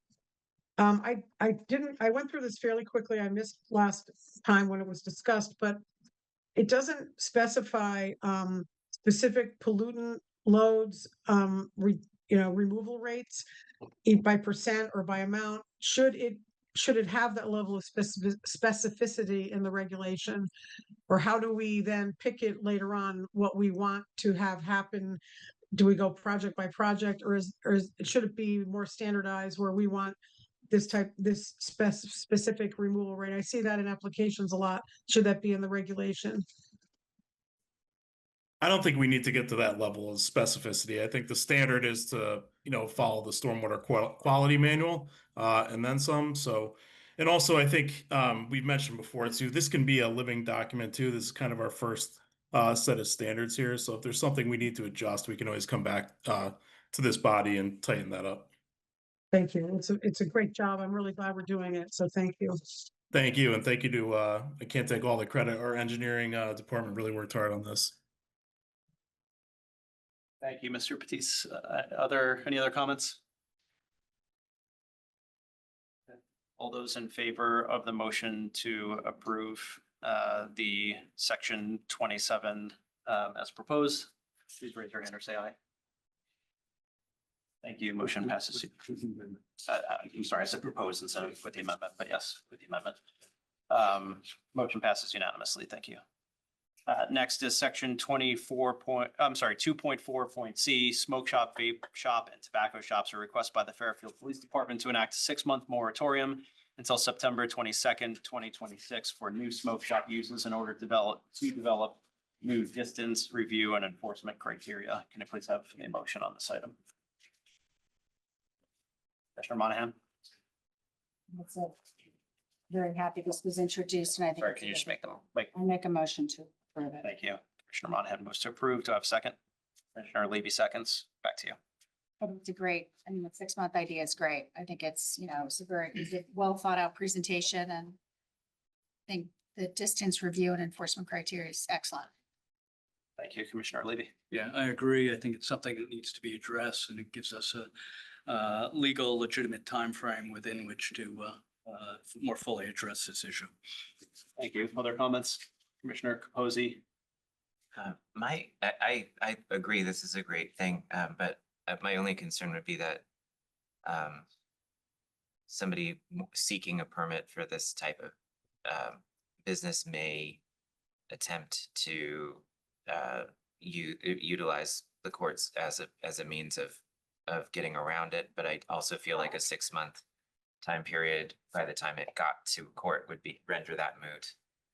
So I think it's a good I think it's a good compromise, and I think it's a valuable time period to assess how to better adjust to what's the changing landscape of these types of shops. Thank you, Commissioner Braun. I should have said this before. I have to abstain because I was not here for that day and I didn't get a chance to get caught up on this matter. You, we can have Commissioner Siebert was here for that, so you can vote on that. Okay.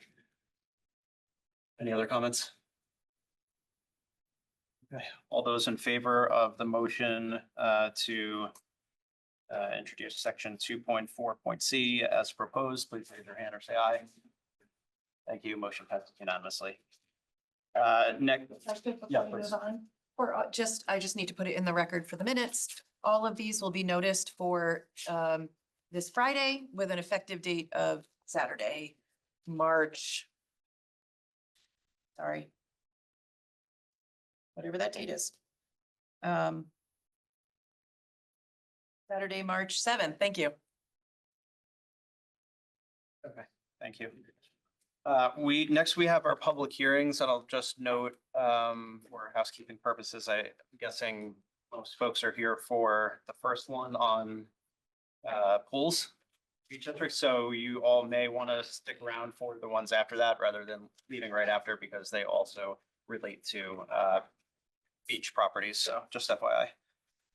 Mr. Mullen, go ahead. Actually, let me call this first item first. Section 4.2 and section 20.2.5 coastal high hazard VE and coastal AE zones.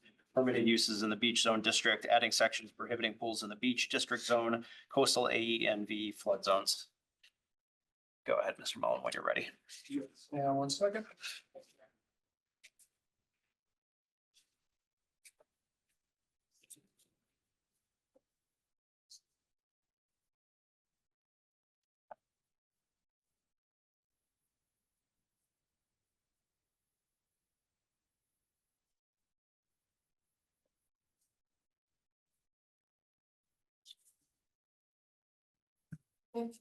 While he's getting his presentation up and running, we did review the comments that came in.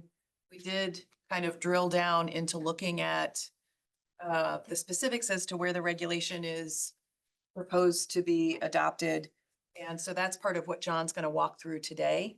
And we did hear through some of the correspondence, some of the alternatives that were requested. So John will walk through some of that as well. Okay, so good evening, ladies and gentlemen. It's Mullen, Assistant Planning Director, Town of Fairfield. I'm just gonna kind of jump off from where we left off, which is the original slide that we did back in January. And the two recommended changes that we were recommending were to add section number 4 to section 4.2 D, which would prohibit swimming pools in the beach district.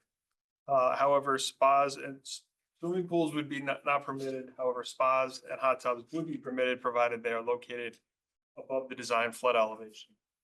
The second regulation amendment pertaining to pools would be that pools would not be permitted in the VE or coastal AE high flood zones, or in the limited area of limited moderate wave action zone.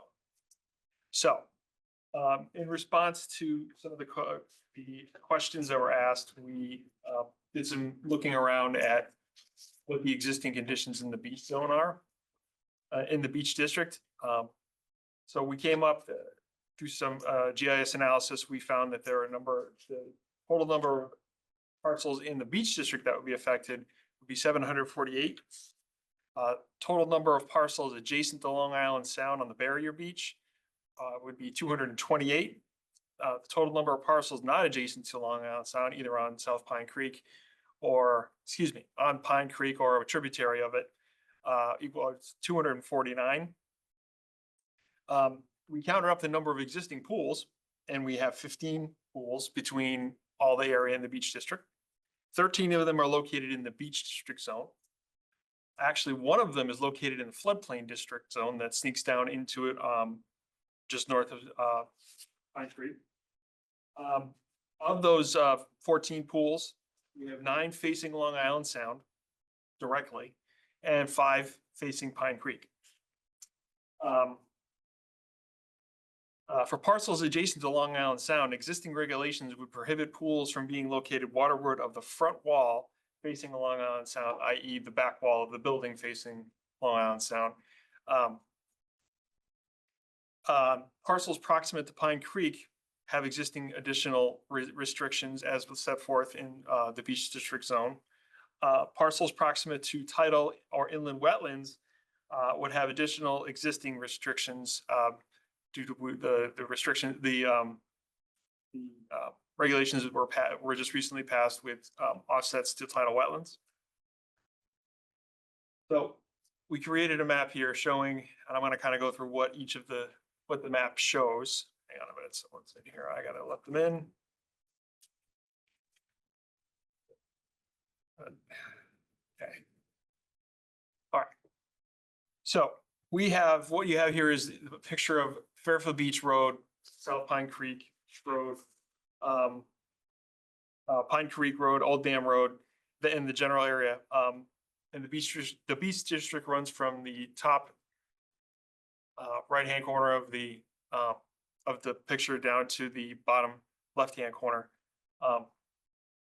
And for a point of reference, it's from Durrell Pavilion all the way out the extent of Fairfield Beach Road on the barrier beach. That's correct. So what we did was we highlighted in the very, very light blue, the beach district zone, which we just described. Parcels in red are parcels directly adjacent to Long Island Sound. So you can see here. And this map is the 11 by 17 that I handed out as well. Parcels in yellow are parcels that are not adjacent Long Island Sound. Some are adjacent to Pine Creek, some are not. The blue, darker blue area are tidal wetlands, which would be some parcels are adjacent to, and the green parcels over in the lower left-hand corner are inland wetlands.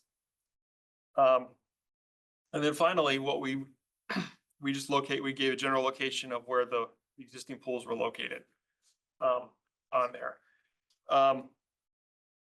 So anyone have any questions on this map so far? This is kind of just what's out there in the beach district zone. Just to confirm, so when the definition of the beach district, for that point of reference in the top right of this map, that's Durrell, if I'm saying the name, Durrell Pavilion. That's just past Penfield Pavilion, and all those houses going down that way. That's where this defines the beach district. That's correct. And anything north, okay, is outside of the Right. flood zones that. It's so if. Hang on. This is a little easier for me to do. The pointer's not cooperating.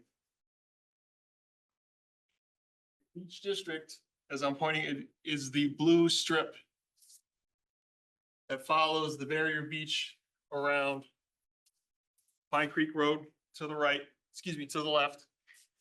Up top, it ends at about Lally Boulevard. And it It does is not. the Jackie Durrell Pavilion. Yes, That's where it that's starts. right. Why is Yeah. it called Penfield? Exactly. In South Pine, and then the beach district extends not necessarily to all of the parcels along Fairfield Beach Road and Pine Creek or Old Dam, but it touches some of them. Okay, thanks, because the only thing I wanted, the Fairfield Beach Club, wanted me to clarify We're whether. gonna get to public comment. We'll get to the, I want to get through this first and then I can. Understand what the definition means. Can I ask one other clarification on the definition? In the proposed revision, it mentions adding the AE and VE zones, and that I believe encapsulates the entirety of the beach area. Stay tuned. Next slide. So one of the first as the gentleman just pointed out, that one of the other regulations that, or the second portion of our restriction would be to restrict pools in the VE and coastal AE Limois flood zones. So, and the map of showing this will be coming up next, but this this affects more parcels than just doing the beach district, 915, including the beach district. Sorry, you have someone in the waiting room. Well, thank you. The total number of parcels in the VE zone is 528. And the total number of parcels in the AE Limois zone is 387. So to show you what that looks like, I'll get up and I will point again. The dark purple line is the Limois, limit of moderate wave action zone determined by FEMA. And it goes all the way up to the Rooster River, all the way over to Westport. So, and it goes, and it follows Southport Harbor, down past the golf course, up into the flood, up into the tidal marshes behind Fairfield Beach Road, the dump, or excuse me, the transfer station. Can't call it that anymore. And then a little bit over here into this area here, and then all the way back up behind Fairfield Beach Road, and it makes a big loop. And this is the area, so. And if we can define the limit of moderate wave action Yes. area, so the velocity zone is where when you have a coastal storm surge event, the waves are coming in and depending on the offshore, what's called bathymetry, which is the slope of the offshore condition underwater for the most time. If you've got a steep offshore condition, waves can ramp up really, really high in elevation. If you've got a fairly shallow, your wave height, depending on the storm surge that's added to a natural wave height, that can be anywhere between 5 to 10 feet in height. When you're talking about a limit of moderate wave action as defined by FEMA, who provides us with our flood maps, that is a wave height of 1.5 to 3 feet in height. So it's after the initial wave crest of an onshore driven wave, high velocity wave action. It's where it, usually it falls and then it still is traveling.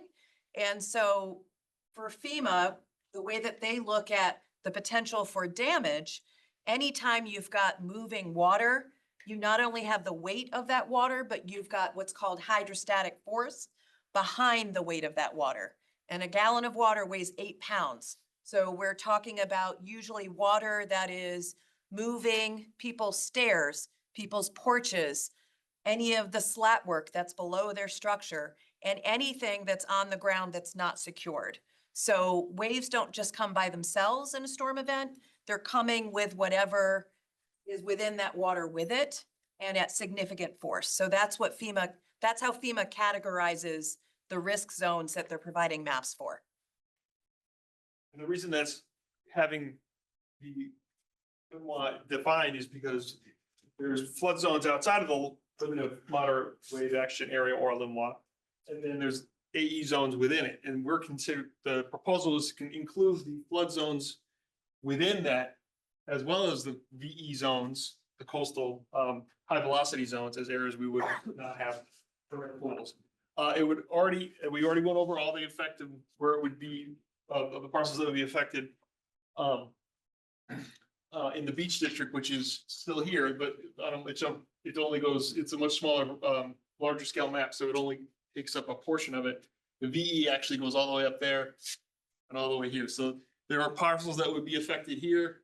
Some parcels up, this is the golf course, so you know, that is what it is. These are tidal marshlands. There's some residences in which the Limois and the AE zone affects the rear edge of the parcel. And there are some parcels over here in which it would expand what was originally proposed in the, or what was additionally proposed in the beach district. I don't know if Emmeline, if there's anything else you want to add to that? No, Okay. good job, John. Can I ask how many of these lots have pools on them? I thought I saw a slide that said only 15. That seemed very low. Well, so Commissioner Braun, that was for the beach district. I did not count the number of pools in the total velocity zone area. So that could be, it's more than 50. 50? More than 50? More than 15. 15. Oh, more than 15. And the beach district, again, had 748 total numbers of lots. And of those, only 15 had pools. That's correct. But the whole area has 915 total number of lots, and we don't know how many pools though. Yes, that more than 15. I don't know, I did not count them all. That including cover Fairfield's pool? That's the, It does not, because we only counted it within the beach district. right, so we. And, I think for the Fairfield Beach Club, they have a variance for their pools, so there have been, I think when we originally spoke about this, one of the reasons why we wanted to level set expectations for pool construction in the high velocity flood zone is that it's extraordinarily, FEMA provides very challenging standards to meet for pools. And so oftentimes we get a lot of requests from folks who want to put in a pool, but to design a pool for this area, it's more significant than pools that you would have even in the Stillwater AE flood zone. So, we wanted to and right now, again, there's only 15 pools because our other regulations really narrow those potential opportunities where a pool could be placed anyway, given the limited size of most lots within the beach district, most lots that are direct waterfront properties, but we have had exceptions to those. For example, we've had a property on Harbor Road that has applied for a variance for a pool where that is, I think it was a 40,000 square foot lot. They had ample room and opportunity to place a pool that wasn't proximate to their structure, where they had a lot of space to be able to accommodate distance and all of those things. I think for the Fairfield Beach Club, they're a beach club. They have a different purpose and intent. There's not a full-time residence that's right there adjacent to the proposed pool. So, I think there is still the variance opportunity that's available to homeowners when there are unique site conditions that are present. So that's something that has already happened for some property owners in terms of moving forward with pools, because again, both the FEMA standards are challenging, the velocity zone is challenging. So there's a couple of different considerations that come into play. Commissioner Levy? And Mr. Mullins, just by point of reference, in the center of the map, that sort of finger going up, where is that the sort of the Thorpe Street area? Thorpe Street is Escoville. Yeah, okay. So, This is, I don't remember, this is That's the tide mill. there's a culvert here that it goes underneath, and goes out into these tidal wetlands here. So our last slide, as Director Harrigan said, we did read your responses, and we would like to propose, throw some considerations out for the commission to discuss. One would be the removal of the coastal AE limois from the prohibition. Another would possibly be to allow for the replacement of existing pools via special permit, so that if someone has one already, that they would have the ability to come back for to get their pool with a special permit that would go in front of the Planning and Zoning Commission. Mr. Seaver, I believe you had your hand raised. Just a minor note on this handout.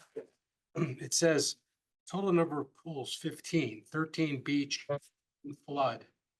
And there's only 14, but it says total number of pools, 15. So, and I only count 14 on these. I'm sorry. I thought I changed this slide out. It's 14. It's not. Okay, It's 15. I thought I. just a small little detail. Yeah. Thank you. 1, 2, 3. It's 14. There's another one. 14. 14. I think there's another one. I mean, there might be. I went through the building permit database, and I went through using Nearmap, which is the closest air photos we have to go through the beach district, one parcel at a time to find pools. So there may be one I missed. Those are the most apparent, and I cross-referenced it with our building permits. And so that's a typo, but there should be 14 rather than 15. Mr. Mullen, as part of the alternatives for consideration, aside from the potential of removing certain zones from from these prohibitions. Had you also looked at requirements that mirror what they do in some other, I was looking at Florida, obviously a place that has significant storm impacts. And I think there are requirements that are more about the engineering of the pools. So anchoring, frangibility. Did you look at that? And is there a reason why we wouldn't want to do that versus a local prohibition? So currently, FEMA requires that both the town regulations and FEMA require that you have either the pool be anchored or frangible. But also it's contextual.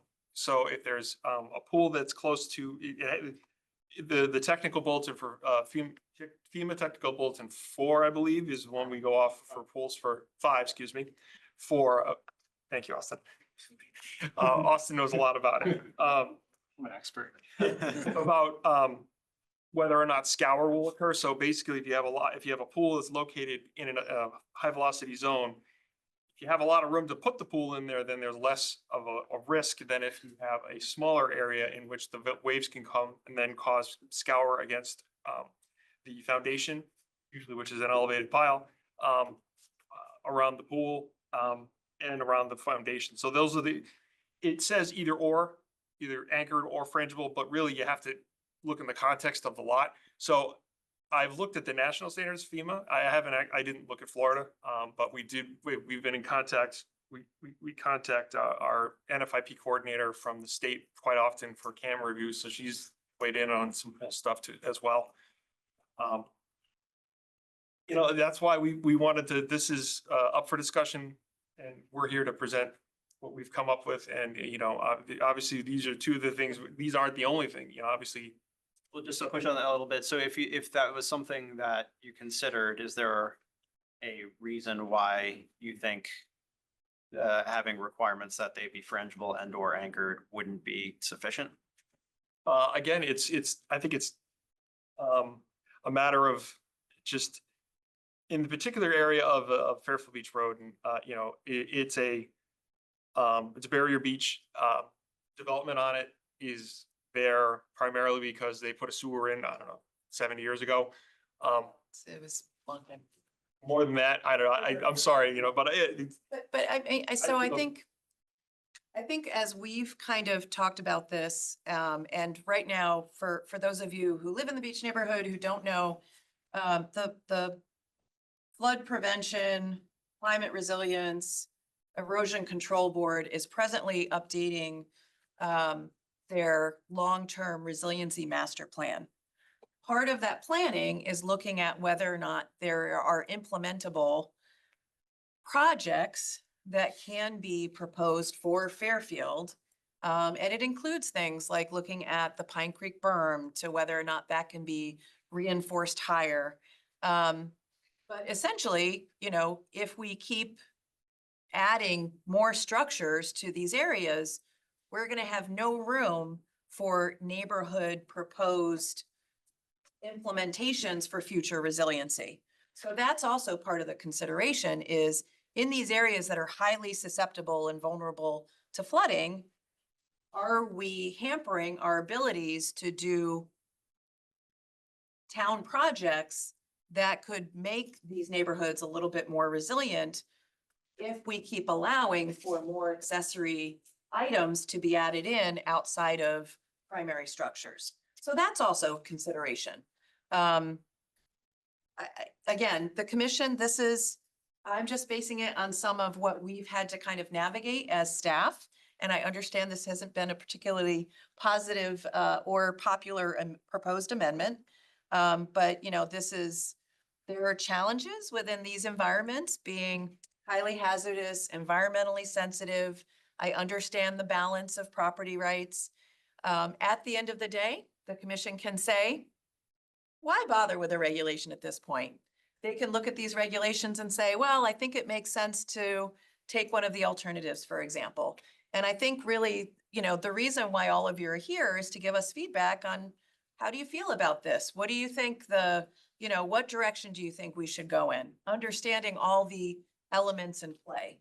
I will say that per our DPW direction and the engineering department, we have added within the beach district regulation something that helps property owners that are adjacent to the berm when they want to propose a development to understand that there's a berm there and you can't build within the berm area.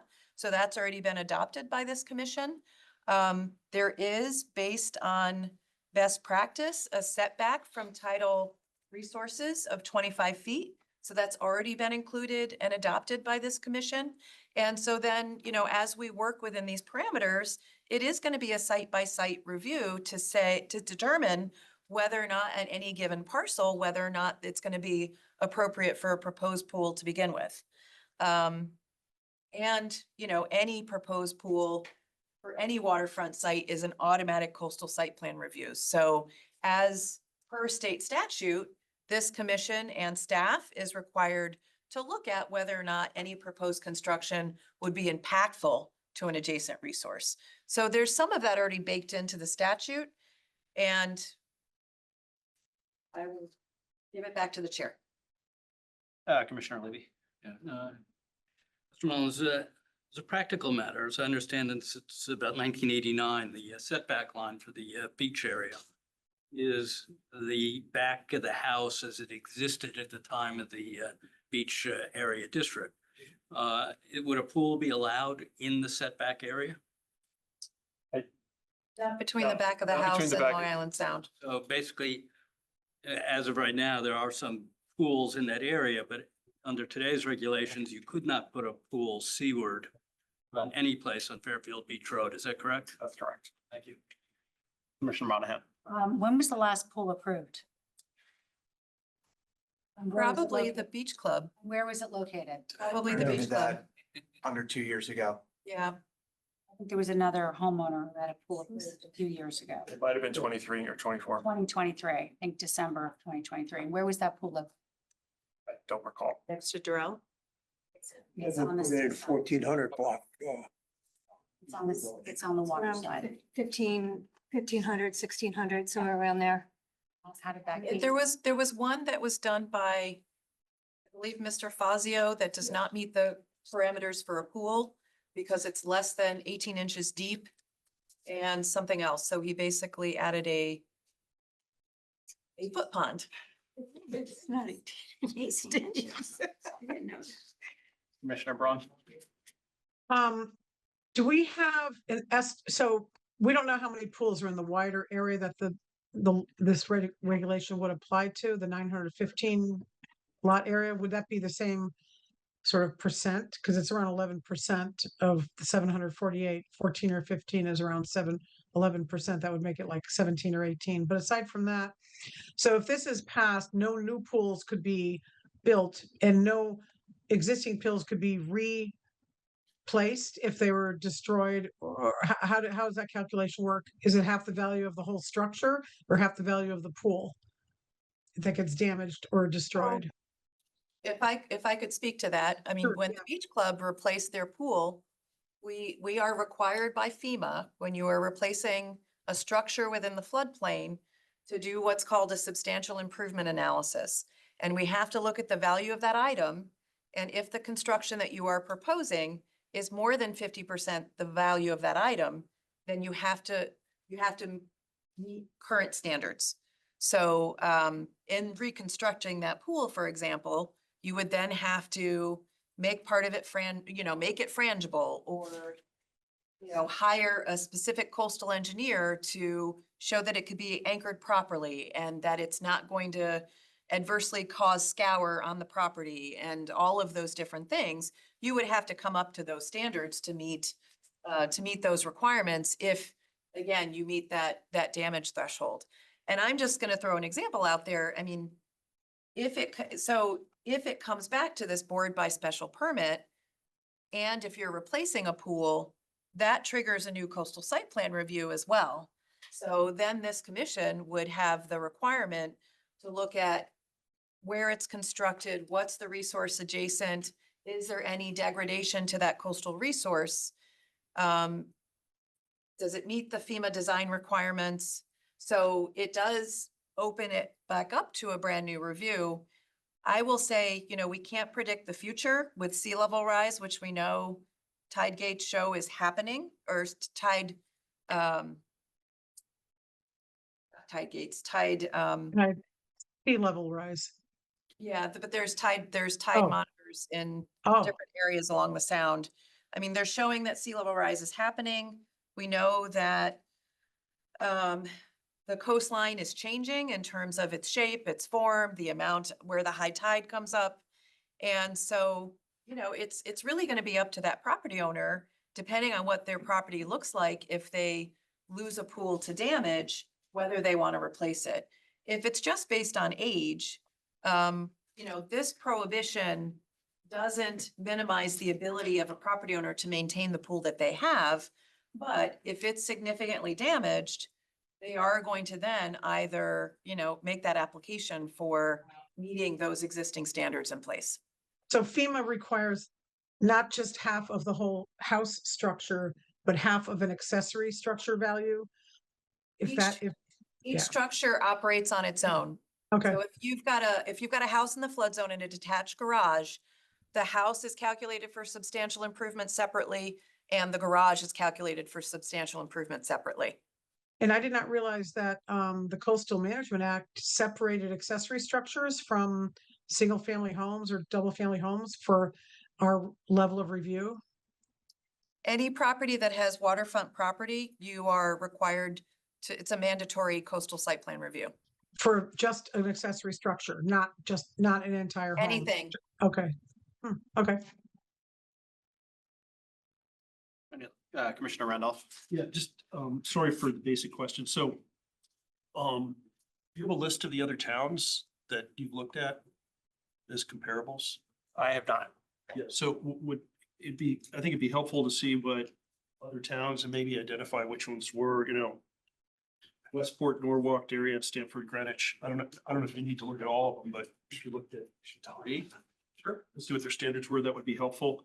And then I'm not terribly knowledgeable about FEMA, thank goodness.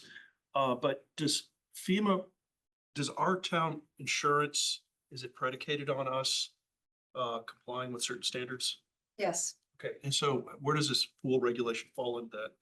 Would that potentially, if we pass something that's too permissive, would that jeopardize the town's ability to get insurance? Yes. Well, right now, no, because FEMA's decimated, but you know, On the books. if FEMA goes back to its prior operating capacity, where, you know, they review us as a participating community on a regular basis, which generally is every 5 years, then yes, they look at the permits that we issue. They look at the construction relative to what the FEMA requirements mandate, and they see whether are we following the program or not. And if we're not following the program, you know, right now we participate in what's called the community rating system that saves our floodplain property owners about $400,000 a year in flood insurance annually. And if we are not compliant with that program, we jeopardize that flood insurance discount rate. And sometimes if we are really malfeasant in our adherence to the floodplain management program, we could get kicked out of the program, which would not make our homeowners eligible for the National Flood Insurance Program. So, I don't think we're on that pathway at all, but you know, we do have to be careful. so just to be clear, so we need to, in order to qualify, I'm gonna say we, who is we qualifying for insurance? Homeowners, or is that? No, so the town of Fairfield participates in the National Flood Insurance Program. With that golden handshake, we are mandated by federal law to adopt certain regulations within our zoning regulations. So right now, that's the flood protection section, and I don't know the exact section off the top of my head. So that's section 20 of our, thank you, John. That's section 20 of our regulations, and we are mandated by federal law to adopt a minimum package of requirements within that. There are different requirements that are base requirements for the velocity zone. There's minimum requirements in what's called the Stillwater AE flood zone. and in riverine areas, there are also minimum requirements. And then there are also, the state of Connecticut goes, one step further, and there are also requirements within state law for floodplain management as well. So if we don't comply with those requirements, what's the financial impact to the town? Then we would not be compliant with the NFIP program, and our homeowners would not be eligible for flood insurance through the NFIP program. And which homeowners are those? Right now, I think we have about 3,000 property owners who have flood insurance through that program. We got what? 15,000 houses in town? 21,000. 21,000. So about 15% of the houses, if we were to comply with the regulation, a material number of houses would not be eligible for the insurance. And so if they couldn't get the insurance, what would they just have to go to the private market and get? They would, but if we also don't participate in the program, we're also likely not eligible for disaster assistance either. Okay. So it's a big deal. Yeah, so this is Yeah. a very significant decision that affects the entire town. Well, I mean, again, this is a very small slice of deciding how we want to move forward with But I'm this. saying if we Yeah. don't comply with FEMA, it potentially jeopardizes our ability to participate in the FEMA program. That's correct. Yeah. And then one last follow-up question. So, FEMA has guidelines for the location and construction of the pools. And so if we specify the construction type, would we be compliant with FEMA? I don't know that, I mean, again, every site is a little different, so I don't know that we want to necessarily back ourselves into a corner. We could have an either or type scenario based on what the guidance is. I think some of the velocity guidance is very different than what we do for stillwater flood zones where, we know there's not going to be significant wave action. And there's a lot of pools in Fairfield, right? So usually some sort of relief valve in a non-wave action area is enough. It's just in the velocity zone, it gets more complicated from a Right, well, construction. I'm sorry, that's what I'm trying to clarify is that there are certain areas where there's just like wind. So there's areas where you need to build to a higher standard to resist wind levels. So this is similar. There's certain areas where you need to build to a higher standard for designing the pool. Versus if you're not at the beach, you don't have these restrictions. But if you're within certain areas, with a higher specification in order to comply with FEMA. That's accurate. Commissioner Braun. If we don't pass the regulation banning pools, but we do have, I believe already in our regulations that you have to comply with FEMA requirements. And FEMA requirements are quite stringent on pool construction, right? They have to be frangible and found, connected or with a firm foundation, whatever. Does that affect our community FEMA enrollment? I mean, don't know, because it hasn't really come up. I mean, I don't know. I mean, it's, pardon? It would now, if it was going to. If FEMA, Yeah, it's hard to, if your pool has to qualify for FEMA, then do we need to pass a regulation stronger than FEMA for us to stay in the FEMA program?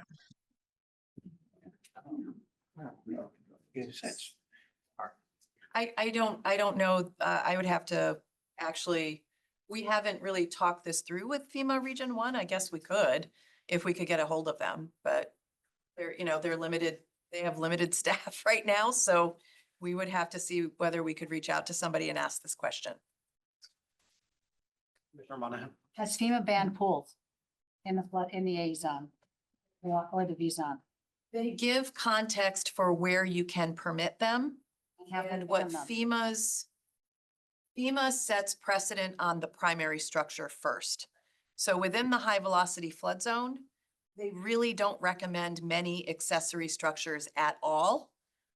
Because, there's already a non-traditional foundation system for structures in the high velocity flood zone, piers, piles, or columns. And so they have very restrictive language as to other items that could become dislodged by wave action and then batter into supports for primary residences. So That's- they really prioritize those first. But ban pools in the B zone or A zone. They don't, they just have very significant, complicated standards for how to build them. So if we were going to allow people to rebuild their pools in existing spots,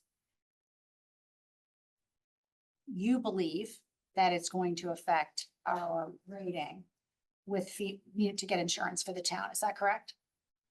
I don't know. I don't know that. I would have to check in with FEMA. Commissioner Levy? What is a frangible pool? I mean, how do you design that? So how frangible means that it can break apart. Well, yeah. Dissolve or?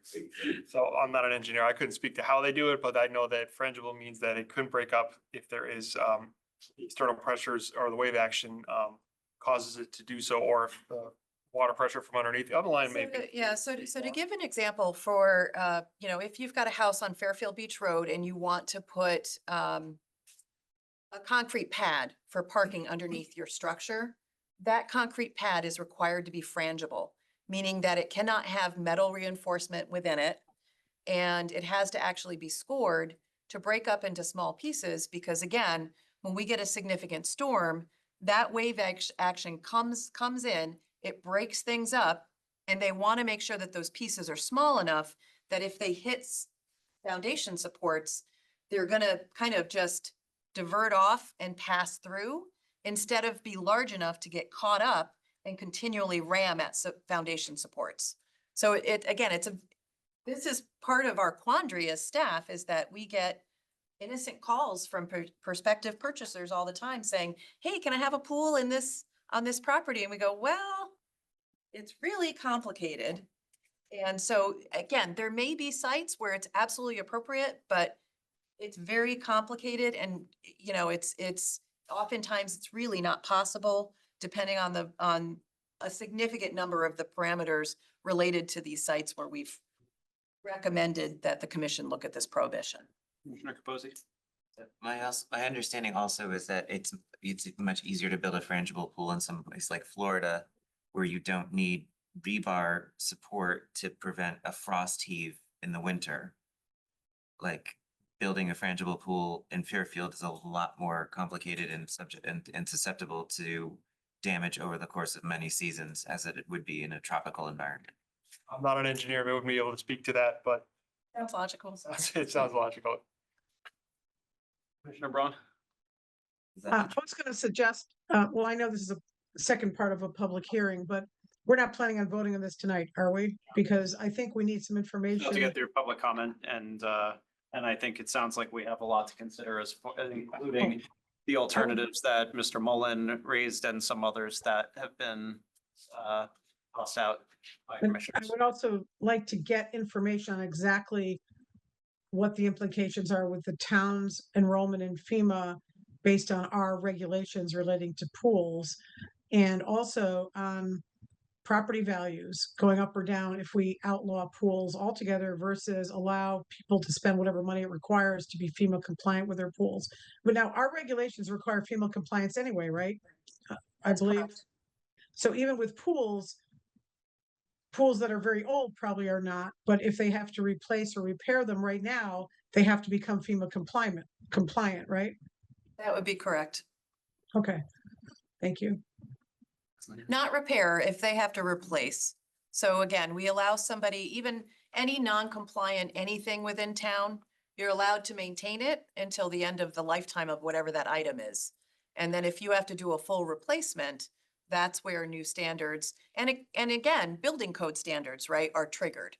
I don't know if pool technology has gotten better or worse in the last 20 years, but if you've got a pool that's 20 years old and today there are different life safety standards based on the state building code, you would have to adhere to those because you're gonna have to go get a building permit. But if more than half of the value of the pool is damaged, then you have to follow FEMA standards to repair, even just a repair job for if more than half the present value of the pool is damaged. That would be correct. Okay. Can we go to public comment? Anyone else? All right, thank you, Mr. Mullen. We're gonna open up the public comment. If anyone is joining remotely who wishes to be heard on this item, please make sure to sign in chat and indicate you want to speak or press the raised hand button. We'll start with folks who are here in person, but please make sure you're all signed in the chat, otherwise we won't be able to get to you. Just out of curiosity, raise your hand if you plan on speaking, just like a sense of, I will hold you to it, but.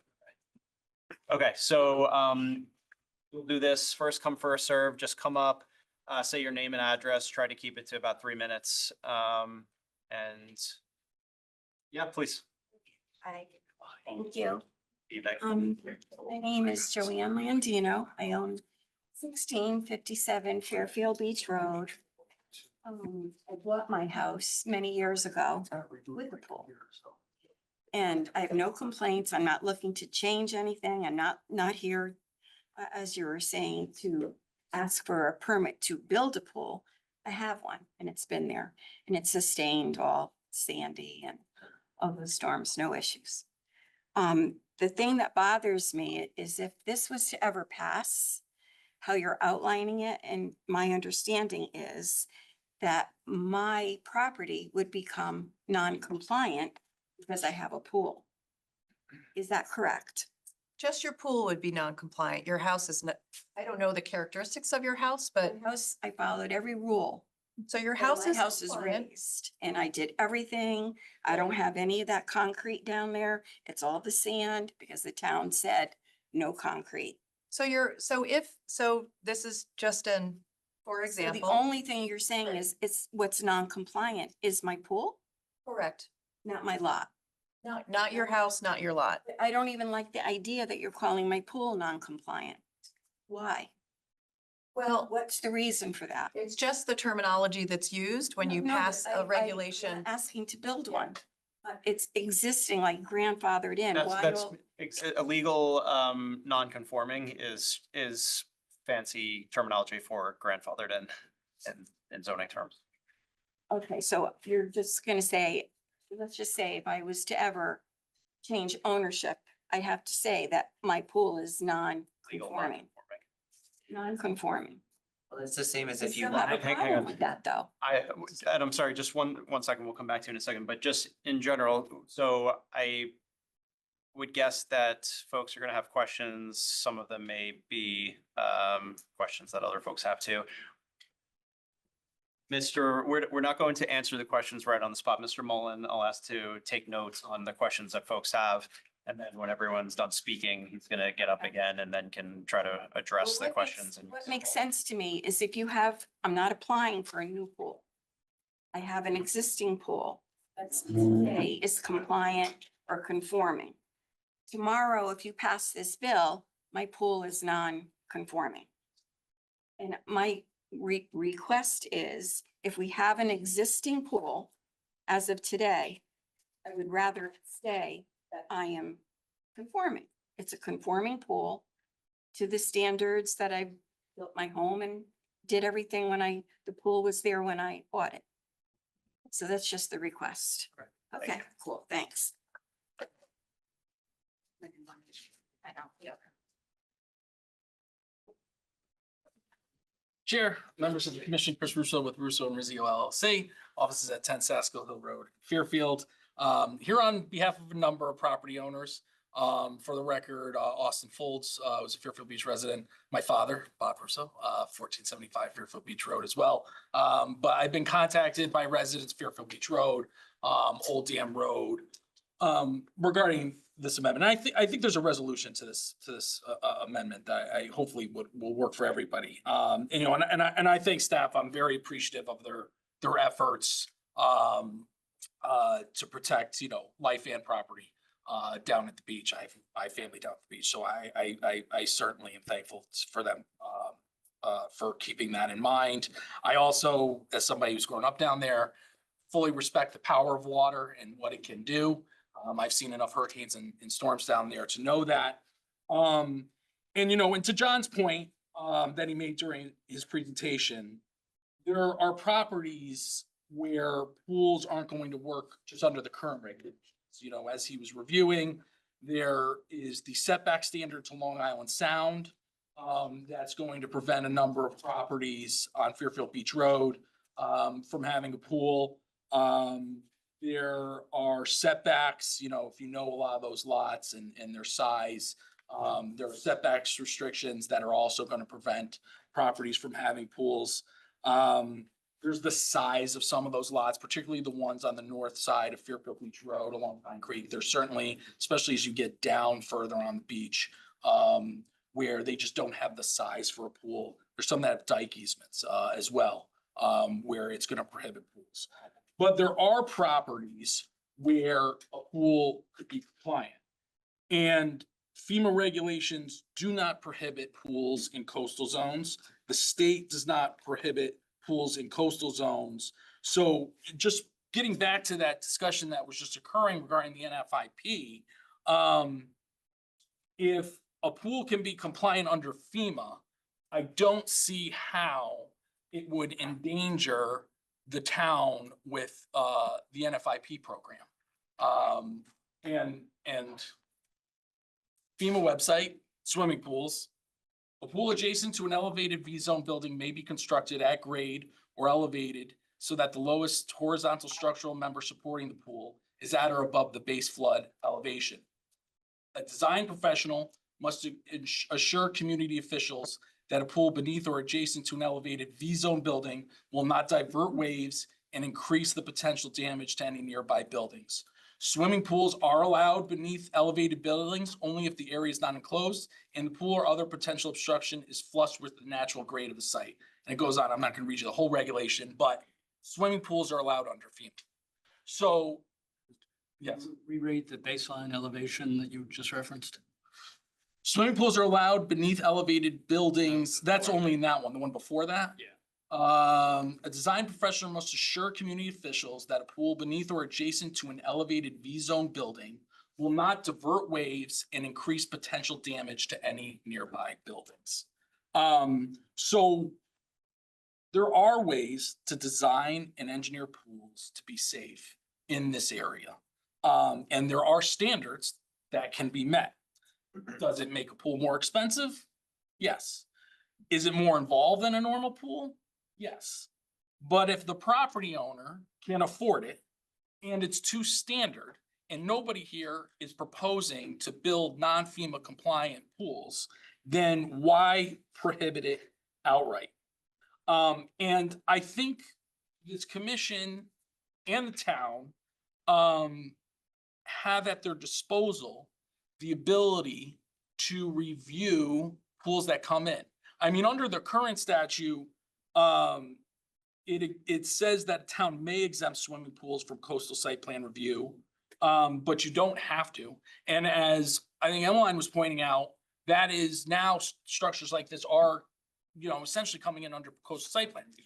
And so if that option exists and this commission has the ability, when somebody comes in for a pool, to ask for a coastal engineer's report, and that coastal engineer will come in and say to you, this pool will not divert waves or increase the potential building to any nearby buildings, or increase the potential damage to any nearby buildings. And they put their license and they put their stamp on it.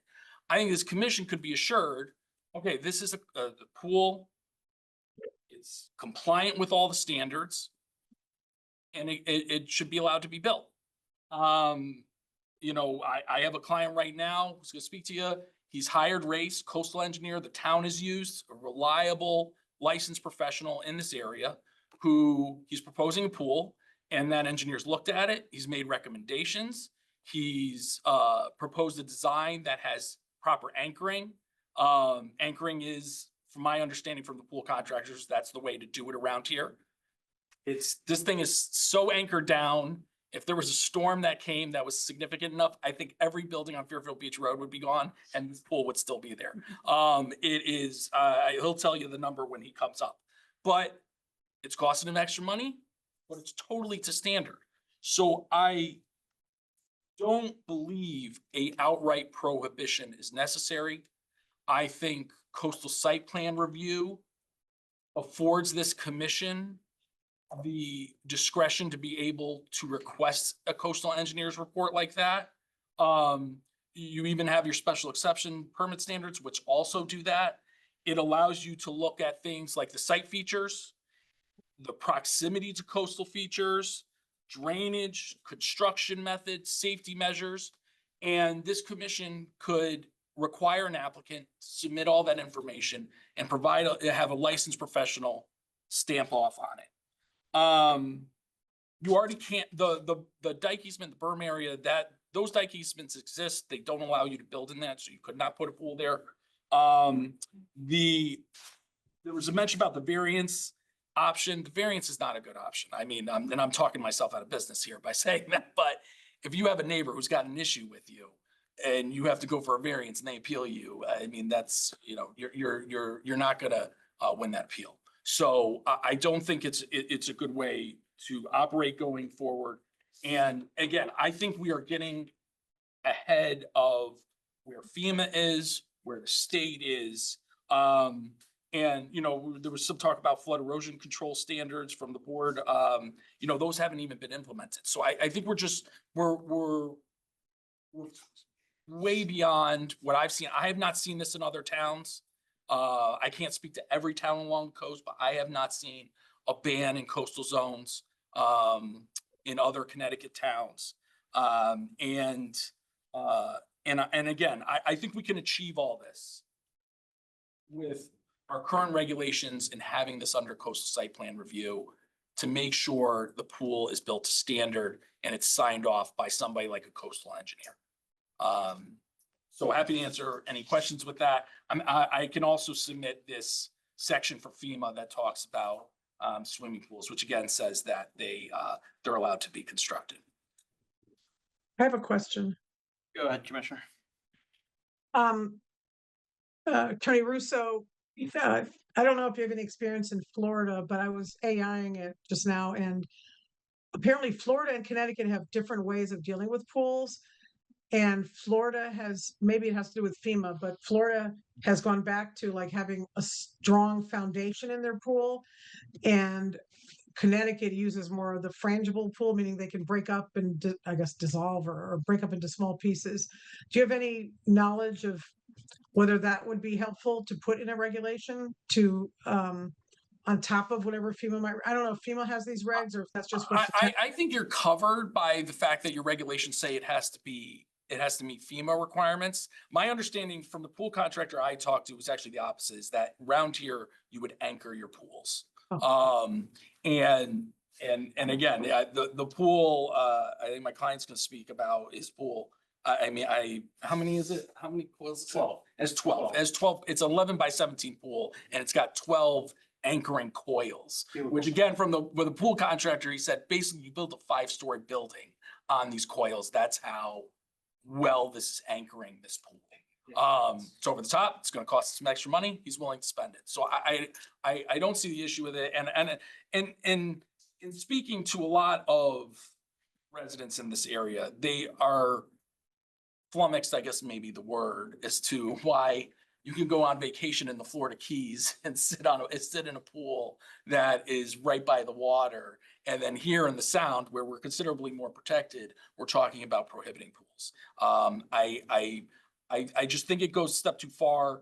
And I think, again, that there's a way to resolve this where property owners would just submit a coastal engineer's report. Commissioner Randolph. Mr. Russo, I know some people here know you. Just for the record, are you a licensed engineer? I'm not a licensed engineer. Do you have expertise in this area? I do not have expertise in. So I've heard a lot of opinion being offered by you. Right. And you've got a point of view and a belief, which I respect because you're advocating for something, but would it be possible for you to offer or provide somebody with expertise in this area to help inform us? Sure. And what I will say to that point is I've represented homeowners on applications where they proposed a pool in a coastal zone and a coastal engineer submitted a report saying that the pool was safe and they were approved. I will also say there is currently a pending application for a pool in Fairfield Beach Road where a coastal engineer race has said that the pool can be constructed to FEMA standards. So that engineer has signed off saying that they believe this pool can be constructed on Fairfield Beach Road and meet FEMA standards. So that's an expert saying that. And I can give you a copy of that report too. No, I don't think you understood my question. So I understand, it's hearsay, you've heard things, you talk to people, you've got experience, some experience in this area, but you're not an expert. We're trying to come up with a conclusion and. Right. Well, what I'm saying to you is, I mean, I have in my email. I didn't finish. Yeah. You're asking us to rely on your belief, your conversations with other people, and that's just not a lot of substance for us to evaluate on. If you had an expert to come in. Sure. Who was qualified and experienced in this area, that would help inform us. I can, because it's sitting here in my email, submit the report on the specific property where race says the pool will meet FEMA standards. And then I will ask them if they would mind submitting another letter, just generally, if pools can be constructed in accordance with FEMA standards in a coastal zone. Happy to do that. And just to be clear, I mean, he's not required to provide experts. No, but I'm just understood saying, I understand. we're trying to be informed You on want to this. have it in the record and I, 100%. I want to be informed on this. 100%. Because we're hearing a lot of hearsay. Yeah. There's a lot of misunderstanding about compliance, non-compliance. Mhm. It's not required, but I'm just saying it would be very helpful I'm happy to for us to provide make it in the an record. informed decision. Absolutely. 100%. Commissioner Monahan. The photographs that were shown in the original presentation, I believe they're from Australia. They are. Yeah, so I think that those are a little misleading in terms of what could happen to a pool on our beach. They were done for effect. I wasn't. If you saw some of the other pictures I put in there too, Yeah, it was. No, more and I done did for a lot of research in terms of like how many have actually failed, have they contributed detrimentally to cost, loss of life, et cetera. And I couldn't find anything. So if there's any information on that you have, I think that would be helpful. Okay. Thank you. Thank you. So appreciate it.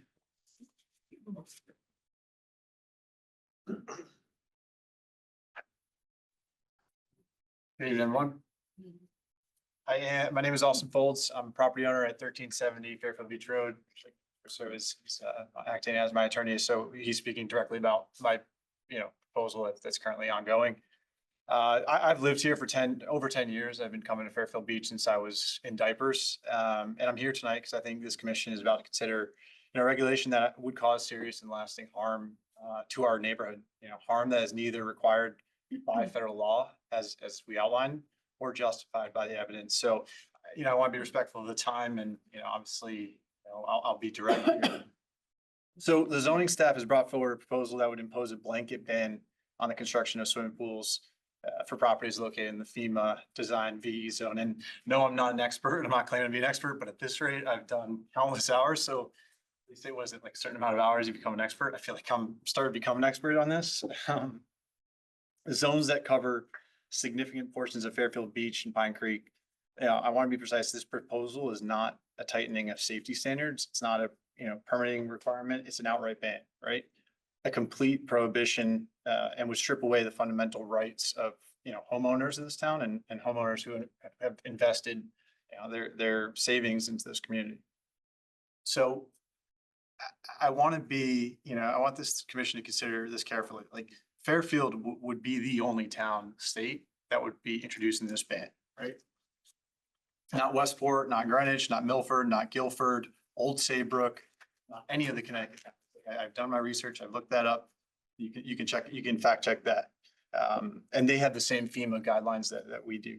So there's that. So, all the coastal towns mentioned have chosen to work within the FEMA framework rather than go beyond it. And Fairfield would be doing this entirely alone. And in doing so, it would place our property homeowners at a distinct disadvantage compared to every other coastal homeowner in the state.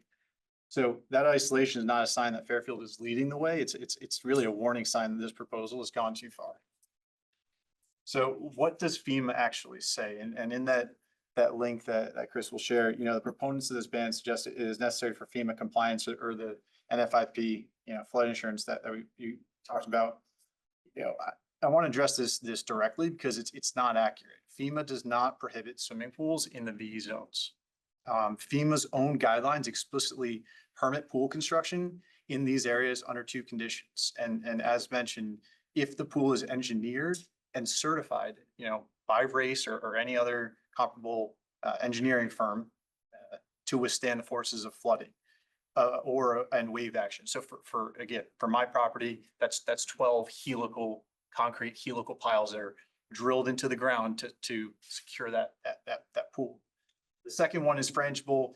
Again, my opinion, I don't think frangible works in the Northeast, but that's another conversation. So that means it breaks away cleanly during a flood. So in other words, the federal government, like the agency that, we can't get hold of, FEMA, that sets the flood insurance rules, and this entire conversation, built around, has already determined that pools are permissible, right? So when they're properly designed, and Fairfield's proposed ban would be more restrictive than FEMA in itself. So we're not asking to comply. We're not being asked to comply with federal standards. We're being asked to actually exceed them, at the expense of our own residents. I want this commission to actually think what the ban means for families who call Fairfield Beach and Pine Creek area home. It means that, a family who has owned their home for decades, as Joanne alluded to, will be told that they cannot build pools that their neighbors in Westport or Greenwich or anything up and down the coast, are free to build. It means a homeowner who hires a licensed structural engineer who designs a fully compliant, fully certified pool that meets every FEMA standard will still be denied. So not because of safety concerns, not because of administrative prohibition that goes beyond what the law requires. It means reduced property values, and it means diminished quality of life. It means that the Fairfield coastal neighborhoods become less competitive. That's what it means, and less desirable for property owners. While the rest of Connecticut shorelines are going to continue to carry on without such restrictions. These are not abstract concerns of mine. They're livelihoods and life savings of your constituents. And I've collected to date over 110 signatures from, the folks in the room and taxpayers and property owners in this community who are asking this commission to reject this outright. So I ask, and I'll wrap this up. I'm not here tonight to argue against responsible flood zone regulation. I'm not. It makes sense. We should comply with FEMA. I'm here to ask this commission to reject an overreach, to support a more reasonable evidence-based alternative. Specifically, I'm asking rather than an outright ban. The commission support regulatory framework that mirrors the FEMA's own approach. Permit pool construction in V zones subject to engineered design or frangible construction with appropriate permitting review. So this approach protects not only public safety, it maintains our NFIP compliance. It respects the rights of property owners to make responsible, professionally certified decisions about our own homes that other Connecticut towns have found a way to do. There's no reason Fairfield cannot do the same. So again, I know I said to wrap it up, but I urge this committee here to reject the proposed ban in its current form and to work with the property owners and engineers to craft an approach that's fair, legally grounded, and consistent with what every other coastal community in Connecticut is already doing. So with that, I want to thank you for your time and appreciate everyone's cooperation. Thank you.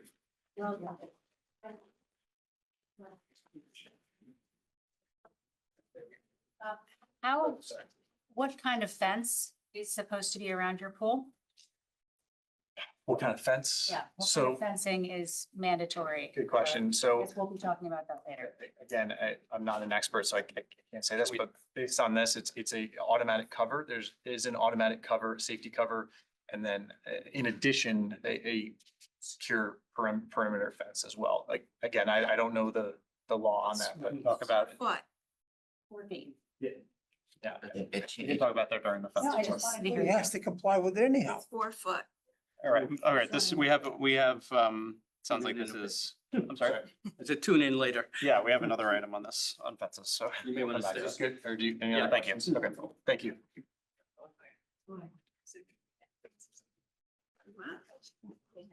Hi all. My name is Lucas Schollhammer. I live at 40 Fairfield Beach Road. I am the vice president of the Fairfield Beach Residents Association, which obviously is the most impacted by this proposed ban. A lot of what I had in my prepared remarks has already been touched on, so I'll try not to retread. But I wanted to start by saying thank you first and foremost for keeping this public hearing open. And also that we appreciate and are aligned with the mission of responsible regulation that ensures the safety of our properties, from our own actions, from actions taken by neighbors. I think we're all aligned on that point. I do want to go on the record saying that the FBRA is strongly opposed to the proposed pool ban. There's been a lot of talk about the 14 or so houses that have pools today, but a blanket ban would not just impact those 14. It obviously would impact everybody that falls within the proposed area who otherwise would have the option to install a pool, even if subject to the pretty onerous FEMA standards. I think the proposed ban is an unnecessarily blunt instrument that restricts the utility of the land that many of the people in the neighborhood own, and therefore has the potential to devalue the property. But more so, I think it really goes back to this is not required by FEMA. FEMA's own swimming pool guidance, as we've heard a couple of times here, does not recommend an outright ban of swimming pools. Instead, it provides the engineering standards that we discussed that are quite complicated, quite complex, quite expensive, and quite onerous in their own right, should you choose to pursue them. Around frangibility, orientation, and buoyancy, with the municipality's role really being that of plan review, permitting, and certification, upon completion. As has been pointed out, neighboring towns do not have pool bans, and they largely follow the model of permitting, review, and certification. So a blanket ban would be unique to Fairfield in that regard, and therefore feels unnecessary. And instead, I would encourage this commission to rely on the engineered FEMA consistent standard for new construction. Should folks who want to undertake this complex and expensive process, at their own expense, that can remain their option. So, thank you for your time. Come on up if you first come, first serve.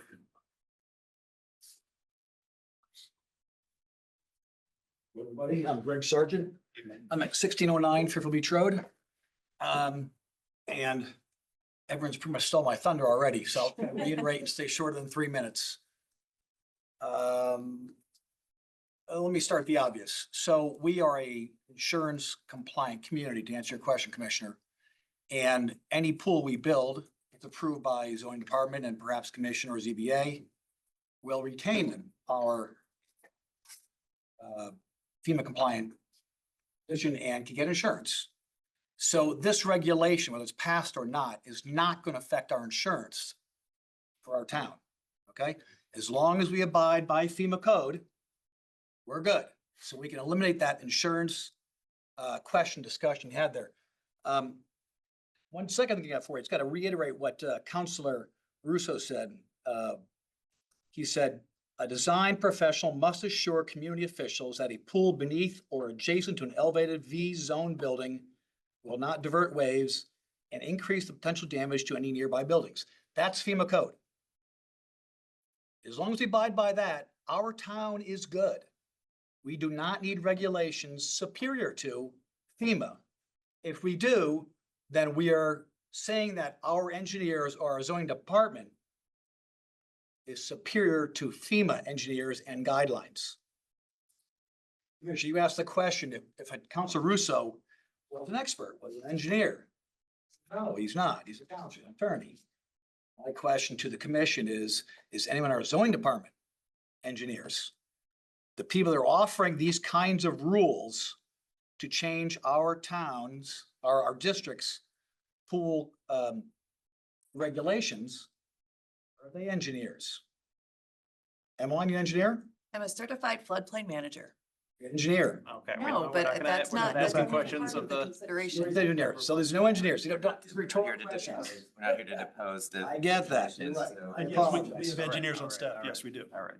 But the zoning regulations that are being proposed for our district are superior to state and federal regs and are grossly unnecessary. You're taking property value and property rights from us. You don't need to. If FEMA increases the regs, I think myself and all of our residents will be happy to comply to the new regs.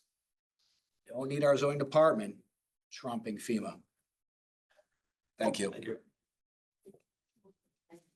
Excellent. Anyone else in the room want to speak on this? Yeah, I'll just make it very quick. My name's John Loftus. I live at 132 Fairfield Beach Road.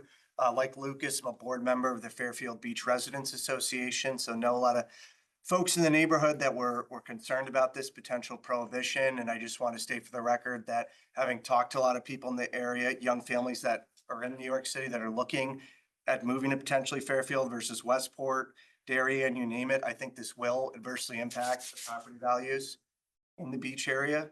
And I think we've learned tonight that we can, if someone wants to build a pool, they can follow the FEMA guidelines. And even I can tell you myself, someone that would like to build a pool at his house, when I talk to the contractors, whether it's Lion Creek, these companies are now cognizant of the concept of anchoring and building it to that level of FEMA compliance. So I don't think we're going to be in a situation where people are necessarily, particularly if we build that into the guidelines, that people are going to be building pools, taking shortcuts, trying to do something haphazardly. It's a major investment for anyone in the beach area to build a pool, and they're going to want it to withstand the flooding. I think we're all aligned there that we would build it to the best practice and the integrity of the pool and have those engineers sign off on it, particularly people in our neighborhood that I talk to. And I think that is an important right that'll continue to attract people to our neighborhood, add to the property values, not detract from them. And these are the people that, are investing in the beach area that pay the majority of the taxes. And we keep talking about the concern of being compliance and what FEMA believes about our town. I wonder how they feel about all of the beach shacks that are rented by Fairfield U kids that I think would cause a much graver danger that wouldn't be plannable if there was another hurricane. I think that's, to me, just a bigger issue than whether we're going to build FEMA compliant pools that are anchored. That I think I'm not hearing. Thank you. Anyone else? Mr. Mullen, is there anyone who's signed in chat yet? No, there is not. Again, if you're joining remotely and wish to be heard on this item, please indicate in chat or press the raise hand button.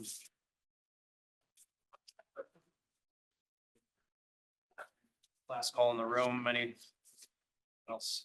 Okay, we will close public comment on this. Mr. Mullen, anything you feel like you need to respond to? No, I have my homework to get back and I'll report back to the commission. Okay. Yes, Commissioner Randolph. Will there be another chance for public to speak on this, or is this closed after tonight? It sounds like, I would recommend that you keep it open. I mean, Yeah. there's no, I mean, think it again, was this just a is, question of whether we this want is a to- staff we're not beholden to the same time Oh. constraints as an independent applicant we would be, because this is something that that we've recommended as staff for the commission to consider. So it moves on a different time frame, frankly. I'm sorry, Mr. Mullen, you said there's someone Someone signed in. has signed in. All right. David R.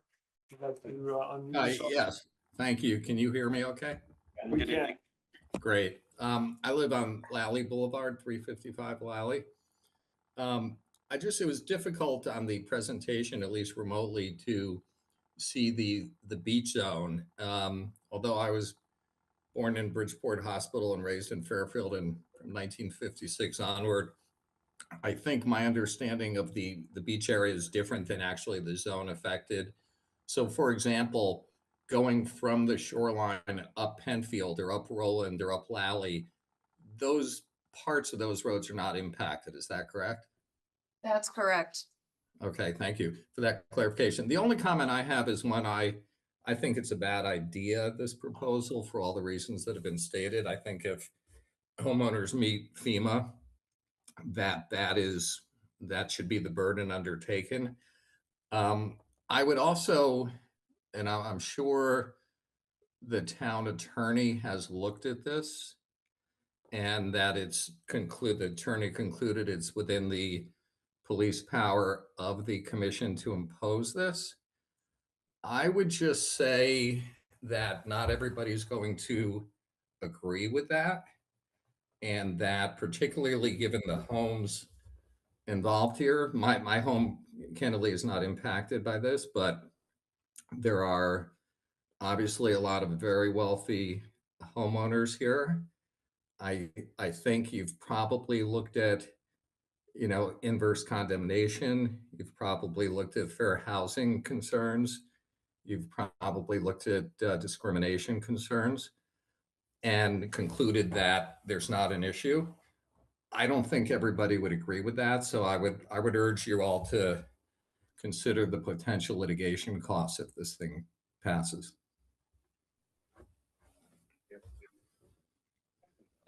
Just by clarification, Ms. Harrigan, with 355 Lally, which is by Edward Street, would that be in either the VE or the coastal AE flood zones?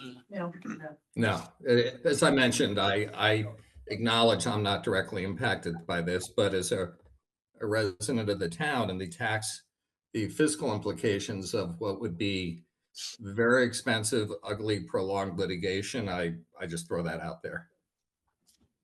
Randolph. Mr. Mullen, I put you on the spot a little bit. Could you just recap some of the questions that were raised? Because we gave you a pretty big homework assignment. We would make sure that everybody's clear on what you're going to be looking at. Okay, so Thanks. I'm sorry, I did not catch the resident's name who requested that the town make existing pools, if this were to pass, conforming as part of this regulation. Joanne Lindino. Yep. Attorney Russo requested that the town work with engineers and I guess him to possibly look at either having this fall under coastal site plan review, possibly maybe removing that, having pools not be exempt from coastal site plan review and come in and have a coastal report submitted by an engineer. Mr. Folds, again, he echoed Attorney Russo and said, to work with engineers and homeowners to come up with a non-pool, a non-ban solution.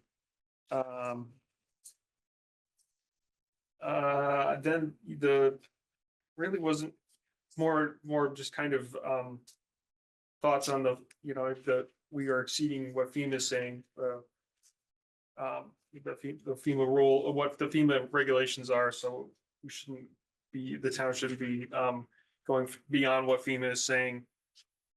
And then the last one that I got would be also to check with the other towns, as you had said, and then also to just double check with the town attorney to see if there's any litigation. Emmeline, did I miss anything?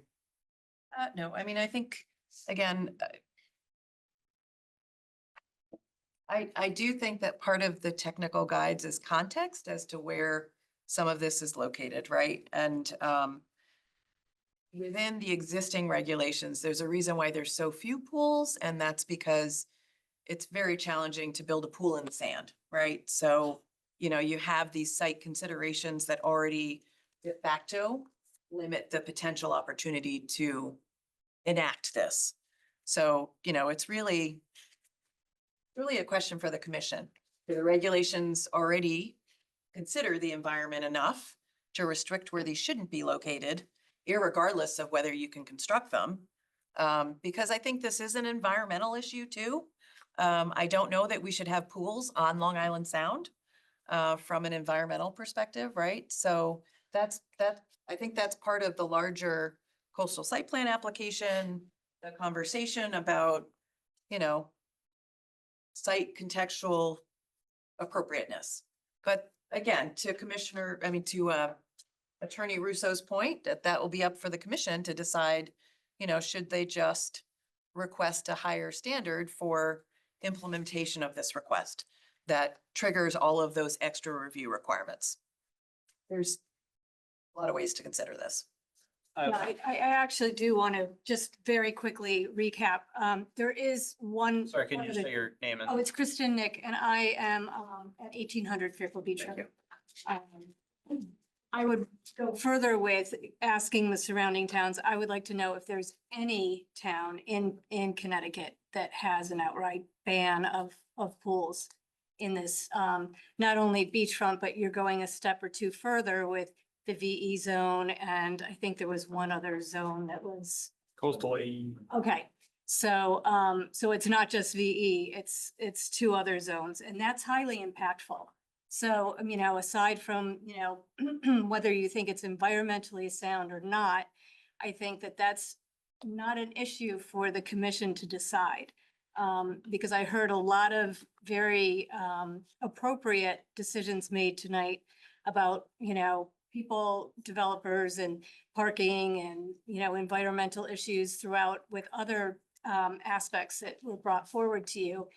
And a lot of what you had come up with was, well, if it's reasonable and if people do find a way to do it, then, you know, we will allow it or consider it or we'll hear it or whatever. This is not taking that into account. So to ban it outright is just taking that right off the table and not even allowing for the reasonable or the environmentally sound or anything. I think it's just, you know, I appreciate where this is coming from because I do, you know, living in the area, I see it. I have concerns of my own about, you know, structures and untethered, very large cement objects, sandbags, you name it. But, you know, I think this is something that goes beyond what, you know, should be addressed. So. Thanks. Just, Mr. Mullen, if you could also just look at the FEMA guidelines for the location and construction type. And just summarize, because we heard a lot of speculation on that and clarification. And then also identify what would jeopardize our FEMA insurance, you know, just broadly. And then the last, did you want to speak also? Yeah, can I ask just one? Monica Flanagan, I live at 69 Edward Street, so I'm not in the, directly in the affected area, but I am a realtor in the town. But the beach flood elevation, can we get a further definition on that as we move forward in terms of this design flood elevation? Because as somebody who just put in a pool, I can say that there's a lot of ambiguity. And you have to really go back and forth with your surveyor and your pool designer and your pool architect to really find out design, elevation, grade. If we could get more clarity on that and transparency for the residents, that would be great. And particularly this as we move forward. Thank you. Mr. Mullen, the one other thing I'll add is just for the sake of efficiency, since this is something that's come up and I suspect we'll want to discuss, since we're holding this hearing open, is proposed language for the alternative of, you know, the, I guess the anchoring scenario that's been discussed as probably making the most sense in this region. So rather than having to get to deliberating on this and then wanting to discuss that as a possibility, so we don't have to reopen a hearing later, if we can come up with that model language so we can consider that at the next hearing, I think that'd be helpful. If I could, we might need more time than the next That's hearing. fine. And my next question was Yes, going to be, when do you think is the best time to continue this too? Because So anytime we alter our quote unquote FEMA regulations, we are required to refer those to the state NFIP coordinator. So, you know, even if we're proposing something, we're going to send it by her to make sure that we're not inadvertently getting ourselves into trouble. so, how much time do you think we need to? I would say give it like at least a 2-week period. She's usually pretty quick at getting back to us. But I wouldn't say we could schedule it for the 10th. I would say we should We don't have probably. anything on the 17th, so we would hold this open to the 24th. Correct. That's what would be my recommendation. So just if you're looking to come back and attend the next hearing, we'll continue this to the 24th. In terms of the variance that if someone's pool fails and they need to rebuild it, is there criteria for what that appointment looks like and what the criteria is to apply for that? Because the neighbors, I do agree, Attorney Russo, that, you know, especially if you have a pool and your neighbor doesn't, they may not want you to have a pool. Therefore, they may, you know, say that it's something they don't want and it could hurt the application.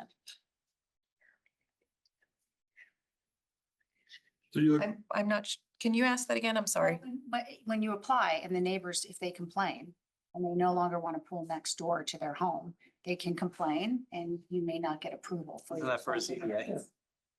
Is that talking about the zoning board of appeals process? Yeah. Okay, you want to know like what the criteria or? is for that? I don't know that they'll be able to answer that because I feel like it's a case by case basis. I can contact people from the board and ask. Okay, so we will hold this open to the March 24th meeting. And thank you everyone for attending. Again, you may want to, this next item is relevant to some of you also. So we'll call, the next item is section 19, fences and walls, a new section regarding fence and wall height, setbacks and locations in relation to intersections and driveways.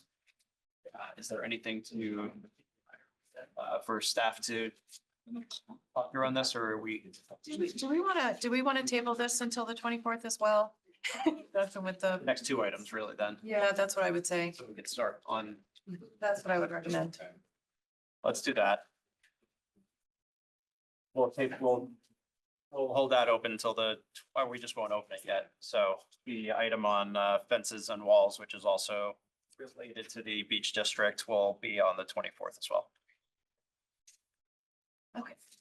Okay, and then our last item is a new public hearing on a proposed section 6 design business districts revisions to eliminate new auto-oriented uses in the center design district zone, add clarifying standards and summary review for mixed-use buildings, allow for conversion of fully or partially vacant commercial buildings to residential, allow for existing residential ground floor conversion to commercial, revise lot size, minimum square lot coverage, total floor area, street setback, and building frontage with standards.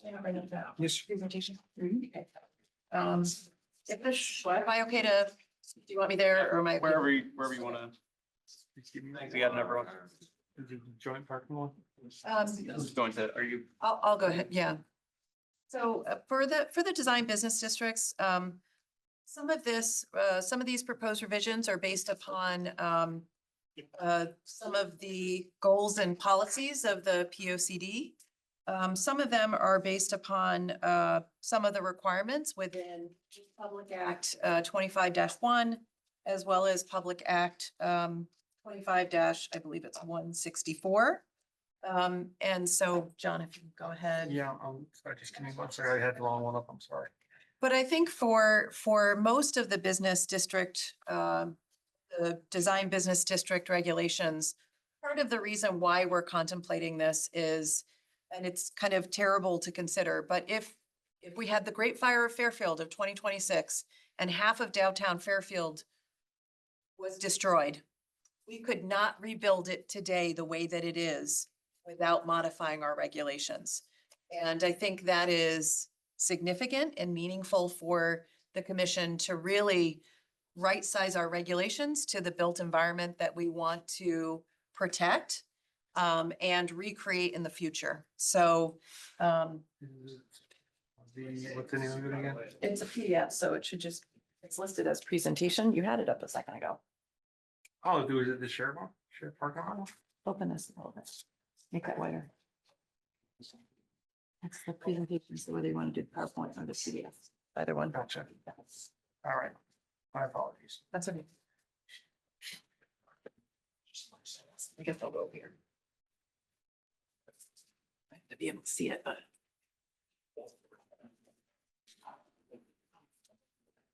So even going back to our transit-oriented development planning process, which was completed in 2019, we really, with the help of our consultant and the commission at that time, really sought to look at our regulations to really have them reflect the environment that we'd like to see in Fairfield moving forward. So when you look at the regulations today, just keep in mind that's really the intent and the purpose of what we're trying to do here. Can you go to the next slide, John?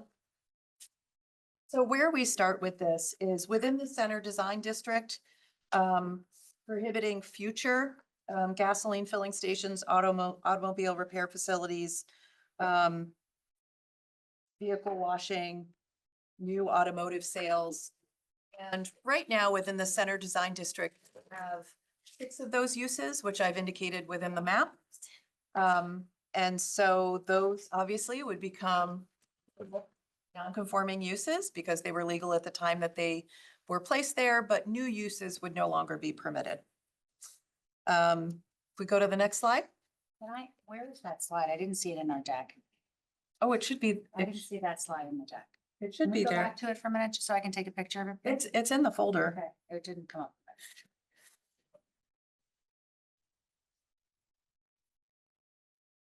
And then if we go to the next slide. So we have a choice within Public Act 25-164. And so this is the option for conversion of vacant commercial to residential. And this is within the table under section AA.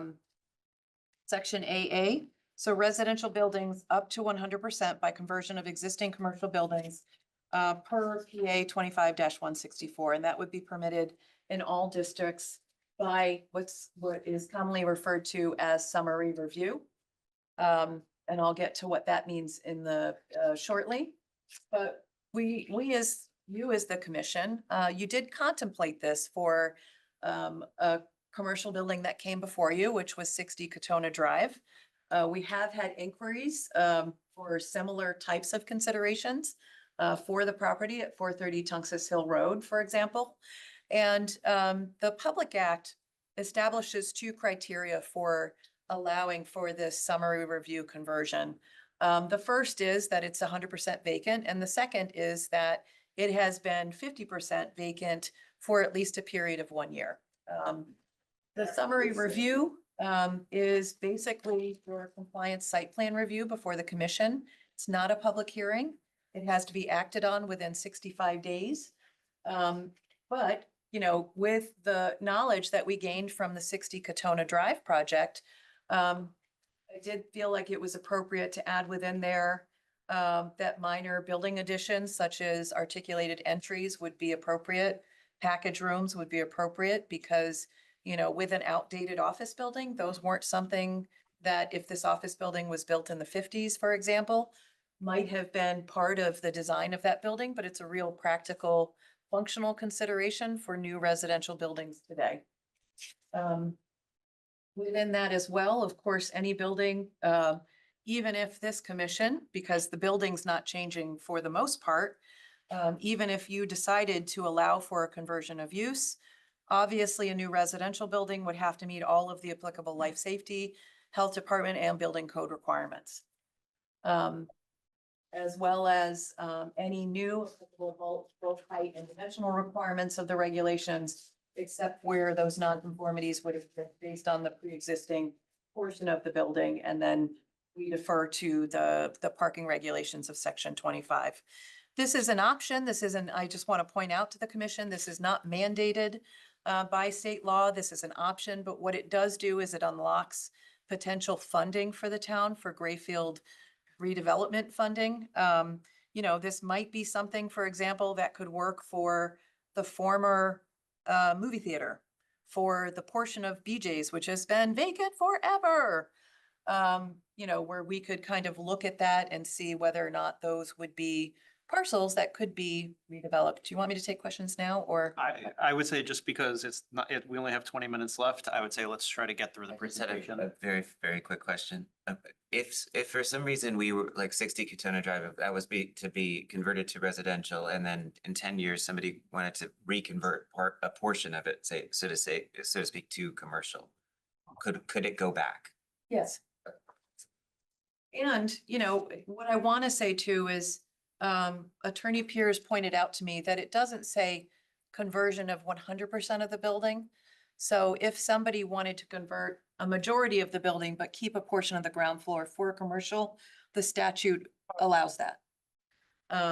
So if we could go, and so again, this is optional. I did speak to our economic development director, Mark Barnhart. He really felt like this is an extra tool in the toolbox.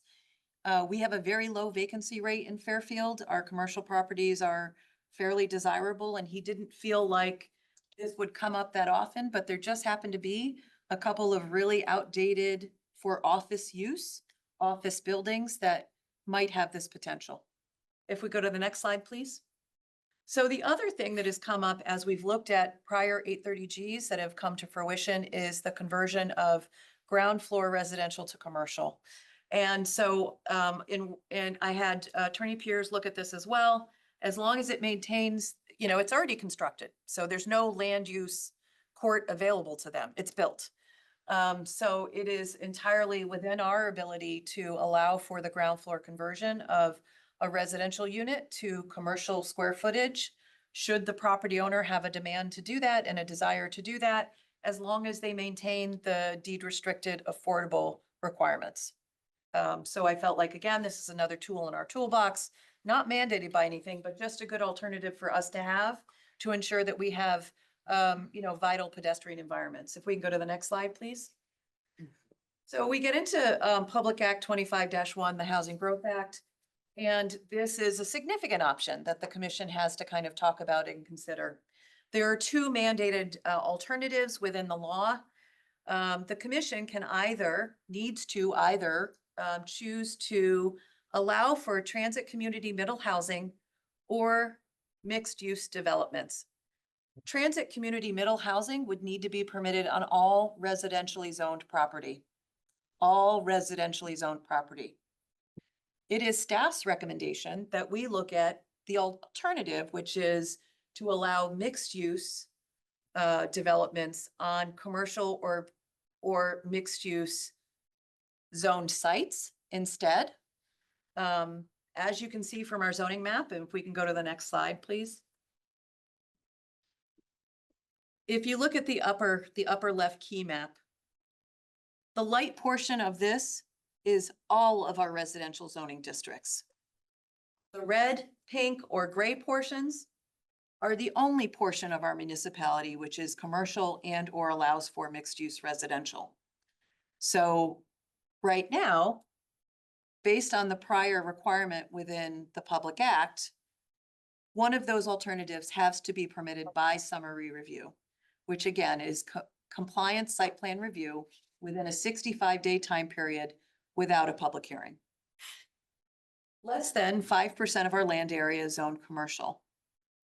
I think, you know, if we have the right regulations in place to produce the built environment that we want to see within Fairfield, that supporting and incentivizing mixed use commercial development within our commercial corridors is the better alternative, especially given our very robust and recent adoption of our robust discussion throughout our POCD process, in which most people really want to protect the single family residential neighborhoods in town.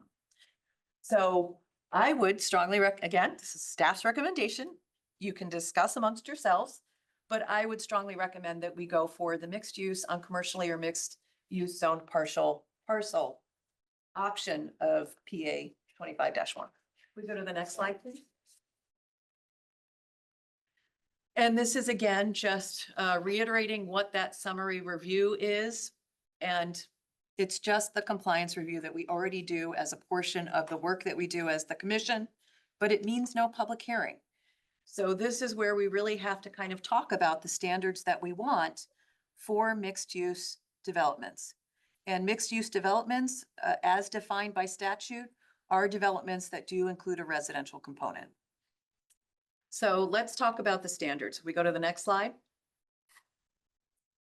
So we have within the regulations proposed standards for mixed use development that reflect the state statute requirement, the summary review within 65 days. Again, per our discussion, both in our TOD planning that was completed as well as the POCD, I think that it's been a very strong focus for this commission to really want and expect for commercial ground floor square footage along state roads, collector roads, arterial roads. And I just want to give this example down at the bottom left. So we've got a couple examples here on the screen On the top is Brick Walk, which has residential units up above. That's a mixed-use project. How tall is that building? The one on the top? Yeah. I believe it's about 38 feet to the midpoint. I think we had measured this for a prior kind of downtown survey of heights. And I think it's about that 35 to 38 feet in height for the first building. The second building, which you can see, is the Henry Reed Jewelers. That's mixed-use building, second floor apartments.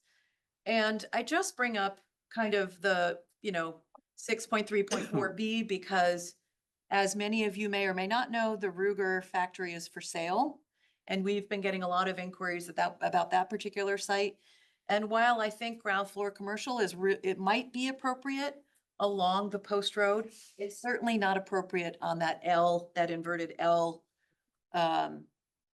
limb of the parcel facing the railroad and behind the town-owned open space parcel to the left.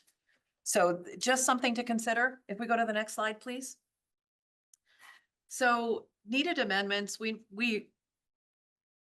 throughout the POCD process, one of the things that we heard is that people really regret the auto-centric development within the design commercial district.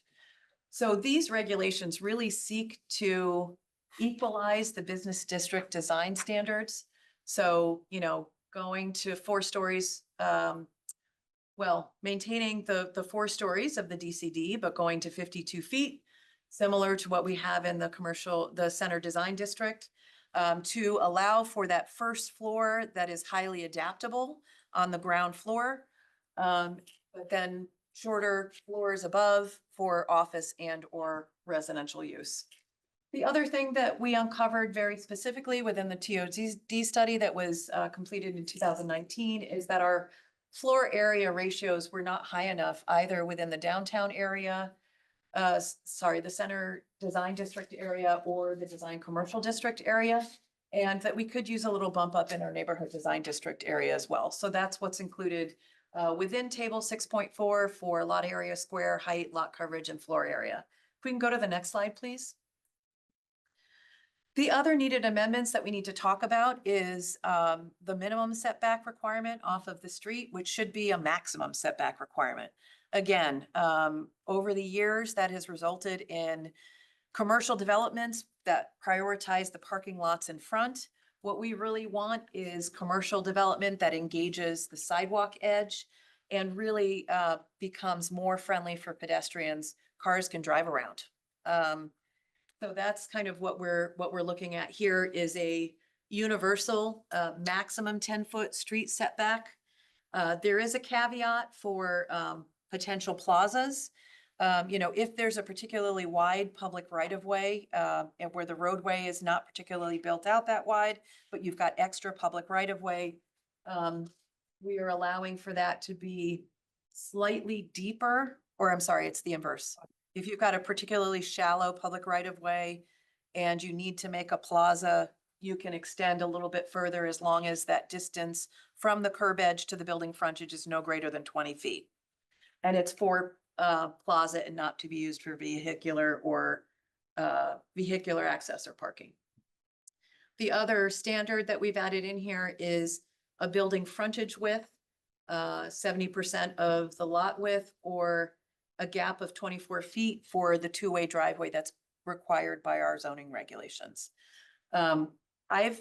Just to give the commission an understanding, I did send this out to developers within town to understand, am I overly restrictive in the understanding of what a developer would need in this environment? Do they need a little bit more vehicular access or something else? Just to kind of ground truth these regulations. So I hope to get comments back just to understand that we're moving in the correct direction. Can you send all of them? And who did you ask? Levan, Donardo, who's a major property owner. Mark sent it out to a couple others that I don't know the names of. Okay. Barnhart, our economic development director. And then if we could go to the next slide. Oh, and I sent it out to some attorneys as well. So I do want to circle back around. I heard the commission express a desire to talk about conservation and traffic mitigation districts. Again, I would say my conversations recently with developers has really revealed a framework outside of zoning regulations that really push some level of supplied parking. Lenders, insurance, even. So there, I think that there's structure there. And again, I know that we have to circle back around on this conversation. So I'm not ignoring the conversation, but I do need some feedback from the commission. What are we trying to protect and what are we trying to promote? Because I don't know that within our strongest development corridors, that I tend to think that those are going to be conservation and traffic mitigation districts. Now, if again, there are particular environmentally sensitive areas within town that we want to focus on instead, I think we need to have that conversation as the larger commission. But in our commercial districts, those are already pre-developed corridors that we're hoping to thoughtfully and intentionally redevelop. So if we can go to the next slide. Is that it? That's it. Okay, that's it. That's it. I was trying to be quick. And of course, I know this is kind of a first read through of these regulations. Please let me know if you have any questions. I think we have two people who want to comment. We So have 9 minutes left. We're certainly going to hold this open. Of Okay. course, we still need to have a full commission. I'm gonna get out of the way. discussion. So I guess I don't think we have time to go point by point through this. If I would suggest that folks just, if we have comments, high level comments, general temperature taking, we can do that and then get into an actual detailed Q&A at our next hearing. Commissioner Libby, go ahead. I was thrilled to see the Wayne Street building. Might be before your time, but I lost on whether you could have. I was there for that You were there. discussion. I was. At that point, I suggested that 830G didn't require us to make a building less conforming and that we could still allow commercial in an 830G. And I gather Attorney Pierce now agrees that even in 830G, as long as we maintain the 30%, that would be permissible. That's his opinion. Yes, well, it's already built, right? So what the 830G statute allows you is the ability to bypass zoning with the deed restriction. Converting the ground floor, once the deed restriction is in place, you no longer have access to the land use court. It's a constructed building. So it's, it becomes, as long as that deed restriction is maintained, modifications can be made to building. Mr. Monahan. So, with regard to the, I'm gonna call it a ban on auto-related businesses downtown. So these businesses, Trainer Auto Body, Fairfield County Motorsport, specifically, and Euro Auto, they're not the prettiest buildings, but they're very useful. So under these regulations, can those businesses be sold and reopened in the same spot?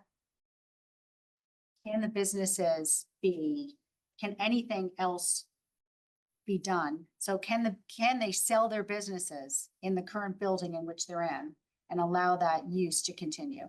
Yes, because it's already an existing use, so it's a pre-existing non-conforming use. So it's kind of the same question that came up with smoke shops. If there's a state, in this case, it's called a K7 form, with the change of ownership, we can't eliminate that use based on a change of ownership. So that use would continue as long as there was a new proprietor who wanted to run that business. So the gas stations remain unless change the use of the gas Correct. stations. Okay, so what is this satisfying then? Well, it's satisfying that there's not going to be new specifically targeted auto-oriented uses within the center design district, which is highly walkable. And if they decide to alter the existing, I read something about if they choose to alter the existing building itself, then there would be certain restrictions, correct? So what we're seeing with a lot of gas stations, and we've even seen them with the gas, Not the gas stations, really just Trainer Auto Body, Fairfield County Motorsport, and the Euro Auto. they're kind of built out to their, they're built out They're not gonna get any bigger. They're kind of built out to their property boundaries for all of those businesses. They're taking every single inch of their space. I think Euro Auto was, but okay. You had another file. They're teeny tiny parcels for those three. And they're kind of built. Garage is like right on the property lines for most of those. Few minutes left. Any other high level comments, Commissioner Randolph? I would just want to like, for the people who are still here, if they want to provide public comment. You go first. Hi, guys. I have no public comment. I just came, because a lot of this has to do with the beach area, and as you guys know, I'm on the RTM here in District 9. So thank you guys all. You're obviously working very hard. And these seem to be emotional issues, so it's even harder to deal with. So thank you for serving your town. You too, Emmeline. Thank you. And I haven't met you before, but thank you. You're welcome. I'm Jay Klein. I'm a partner at Carmody Law. I'm also, I guess, a peer of yours on the Easton P and Z Commission, so I respect the deadline that we're hitting here in 5 minutes. Just, interested in the proposal that you all are considering right now, particularly the conversion tool for, non-conforming commercial buildings. And, looking forward to hearing the conversation as you all consider that. Thank you. Commissioner Randolph, go ahead. I'll be brief. So I thank you for this excellent work, and I just wanted to, if you will, focus on the things that I think will be most positively impactful. I think the maximum street frontage regulation will allow us to extend the aspects of our downtown that we like. The 70% street frontage will do that, as well as the maximum setback. I think the FAR and lot coverage increase will allow us to attract the right kind of capital and right kind of development to town that has been prohibited to this point. A lot of the 830Gs have been forced upon us because there's no place to develop. And these increase in FARs in conjunction with our parking regulation, which we just passed, will allow us to have mixed use downtown, which right now is, as Director Harrigan said, is not permitted. So the other thing, auto-centric. The number one complaint I hear about this town, number two is housing costs. Number one is cars. Now, a gas station, if you look at it, has Necessary. Pardon? Necessary. A gas station has between 6 and 12 pumps. It's necessary, but being downtown we've got 3 gas stations downtown in our should be our walking zone. They're not necessary. They're absolutely not. There's half a dozen gas stations within a 5-minute drive of there. Gas stations are necessary, but they're not. Downtown is the wrong place for them, and it generates a lot of traffic. And I hear that from every person I talk to about being on the P&C, is that traffic is terrible. Parking's terrible. Why is parking terrible? Because you can't walk places because it's too dangerous to go from Starbucks over to Trader Joe's. You're taking your life in your hand. But by creating a more walkable area with the buildings fronting is really great. And then I guess lastly, Greg Bosch, who's one of our favorite troublemakers in town, very thoughtful guy, gave us I forwarded his analysis of where. Do you want me to share that with No, the but I'm drive? saying if we could put that on Okay. put that on the drive, but Greg Bosch, very analytical, very thoughtful guy, was looking at where we're losing value, where all the losses in value have been, and they're all on the commercial corridors. And so this will allow us to attract capital, institutional capital, because Fairfield's a very desirable place, and help us regain the grand list along these commercial corridors. Can I just make a comment about the gas station? So I think Connecticut is a corridor state. When the miles per gallon was lower, people would stop, get off the highway, they'd fill up, they'd keep going. They generate a lot of tax revenue for the state. And our gas tax reflects that sort of sadly antiquated way of collecting revenue. And that's why it was right there on the post road, right there near I-95. Now people don't stop, they can get through the entire state of Connecticut without stopping, filling up in various towns along I-95. So you might need one gas station, but I don't think the revenue and the tax revenue and all that is generated in that proximity to I-95, which is where our corridor is. So that would just be a little historic guessing on my part. Any other final comments? I just Commissioner have, Braun, go ahead. Commissioner Monahan can go first. She still can. what is the appetite for an architectural review board? Because what I hear from people is aesthetically, there's no continuity. And we're a colonial town with historic roots. And the buildings that are going up, granted some of the 30G, are not consistent with what the look and feel of what people love about our town. And I think that is probably the single biggest concern about the redevelopment of our downtown as we go forward, not only the height, but also the aesthetic. And I think that would be something I'm sure that townwide people would embrace. And I think it's just really important that it did. I'm not answering that. I think Commissioner Braun, were you gonna speak to that? A global. Yeah, I could. Commissioner Braun, can I come to you 1 second? Because I think. Let me speak to that. So Randall the has short answer one on is that. yes. Absolutely. Another aspect of the ordinance that needs work is the architectural standards, which I'm working on right now.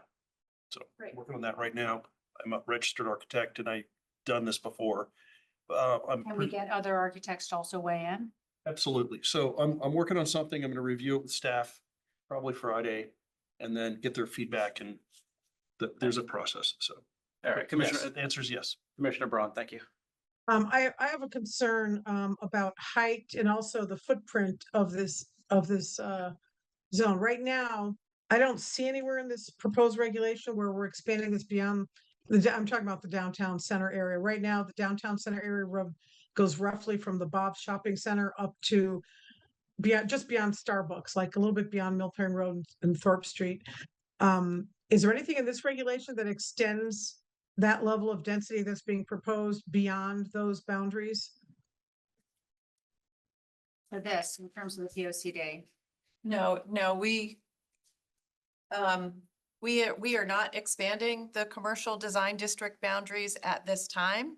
We're looking at the zoning regulations. So after we revise the zoning regulations, if the commission still wants to go back and expand the commercial, the center design district, we can certainly go back and discuss that. Right now, what we heard from many people in the POCD workshops is they wanted us to first look at making the regulations more pedestrian oriented. Whether we want to expand the CDD zone to allow that greater FAR over a broader area, we can have that conversation later, but that's not what's proposed as part of this process at this time.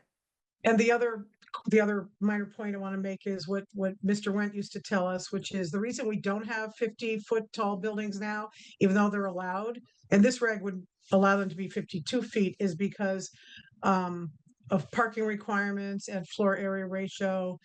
And by sort of expanding on those requirements throughout the center design district beyond what we have now, this expands it beyond what we even passed last year, I assume. We will be starting to see 4-story buildings. I think even in the downtown center district, I think 4-story is going to create the canyon effect and make us look too much like Norwalk. So that's a concern I have just for later discussion. Okay. Anyone who hasn't spoken want to weigh in quickly before we adjourn? No? Okay, well, we'll continue this. So we will hold this open till the next meeting. Or do we need to wait? I don't know what the, do we have room on the agenda to continue this then, or do we wait?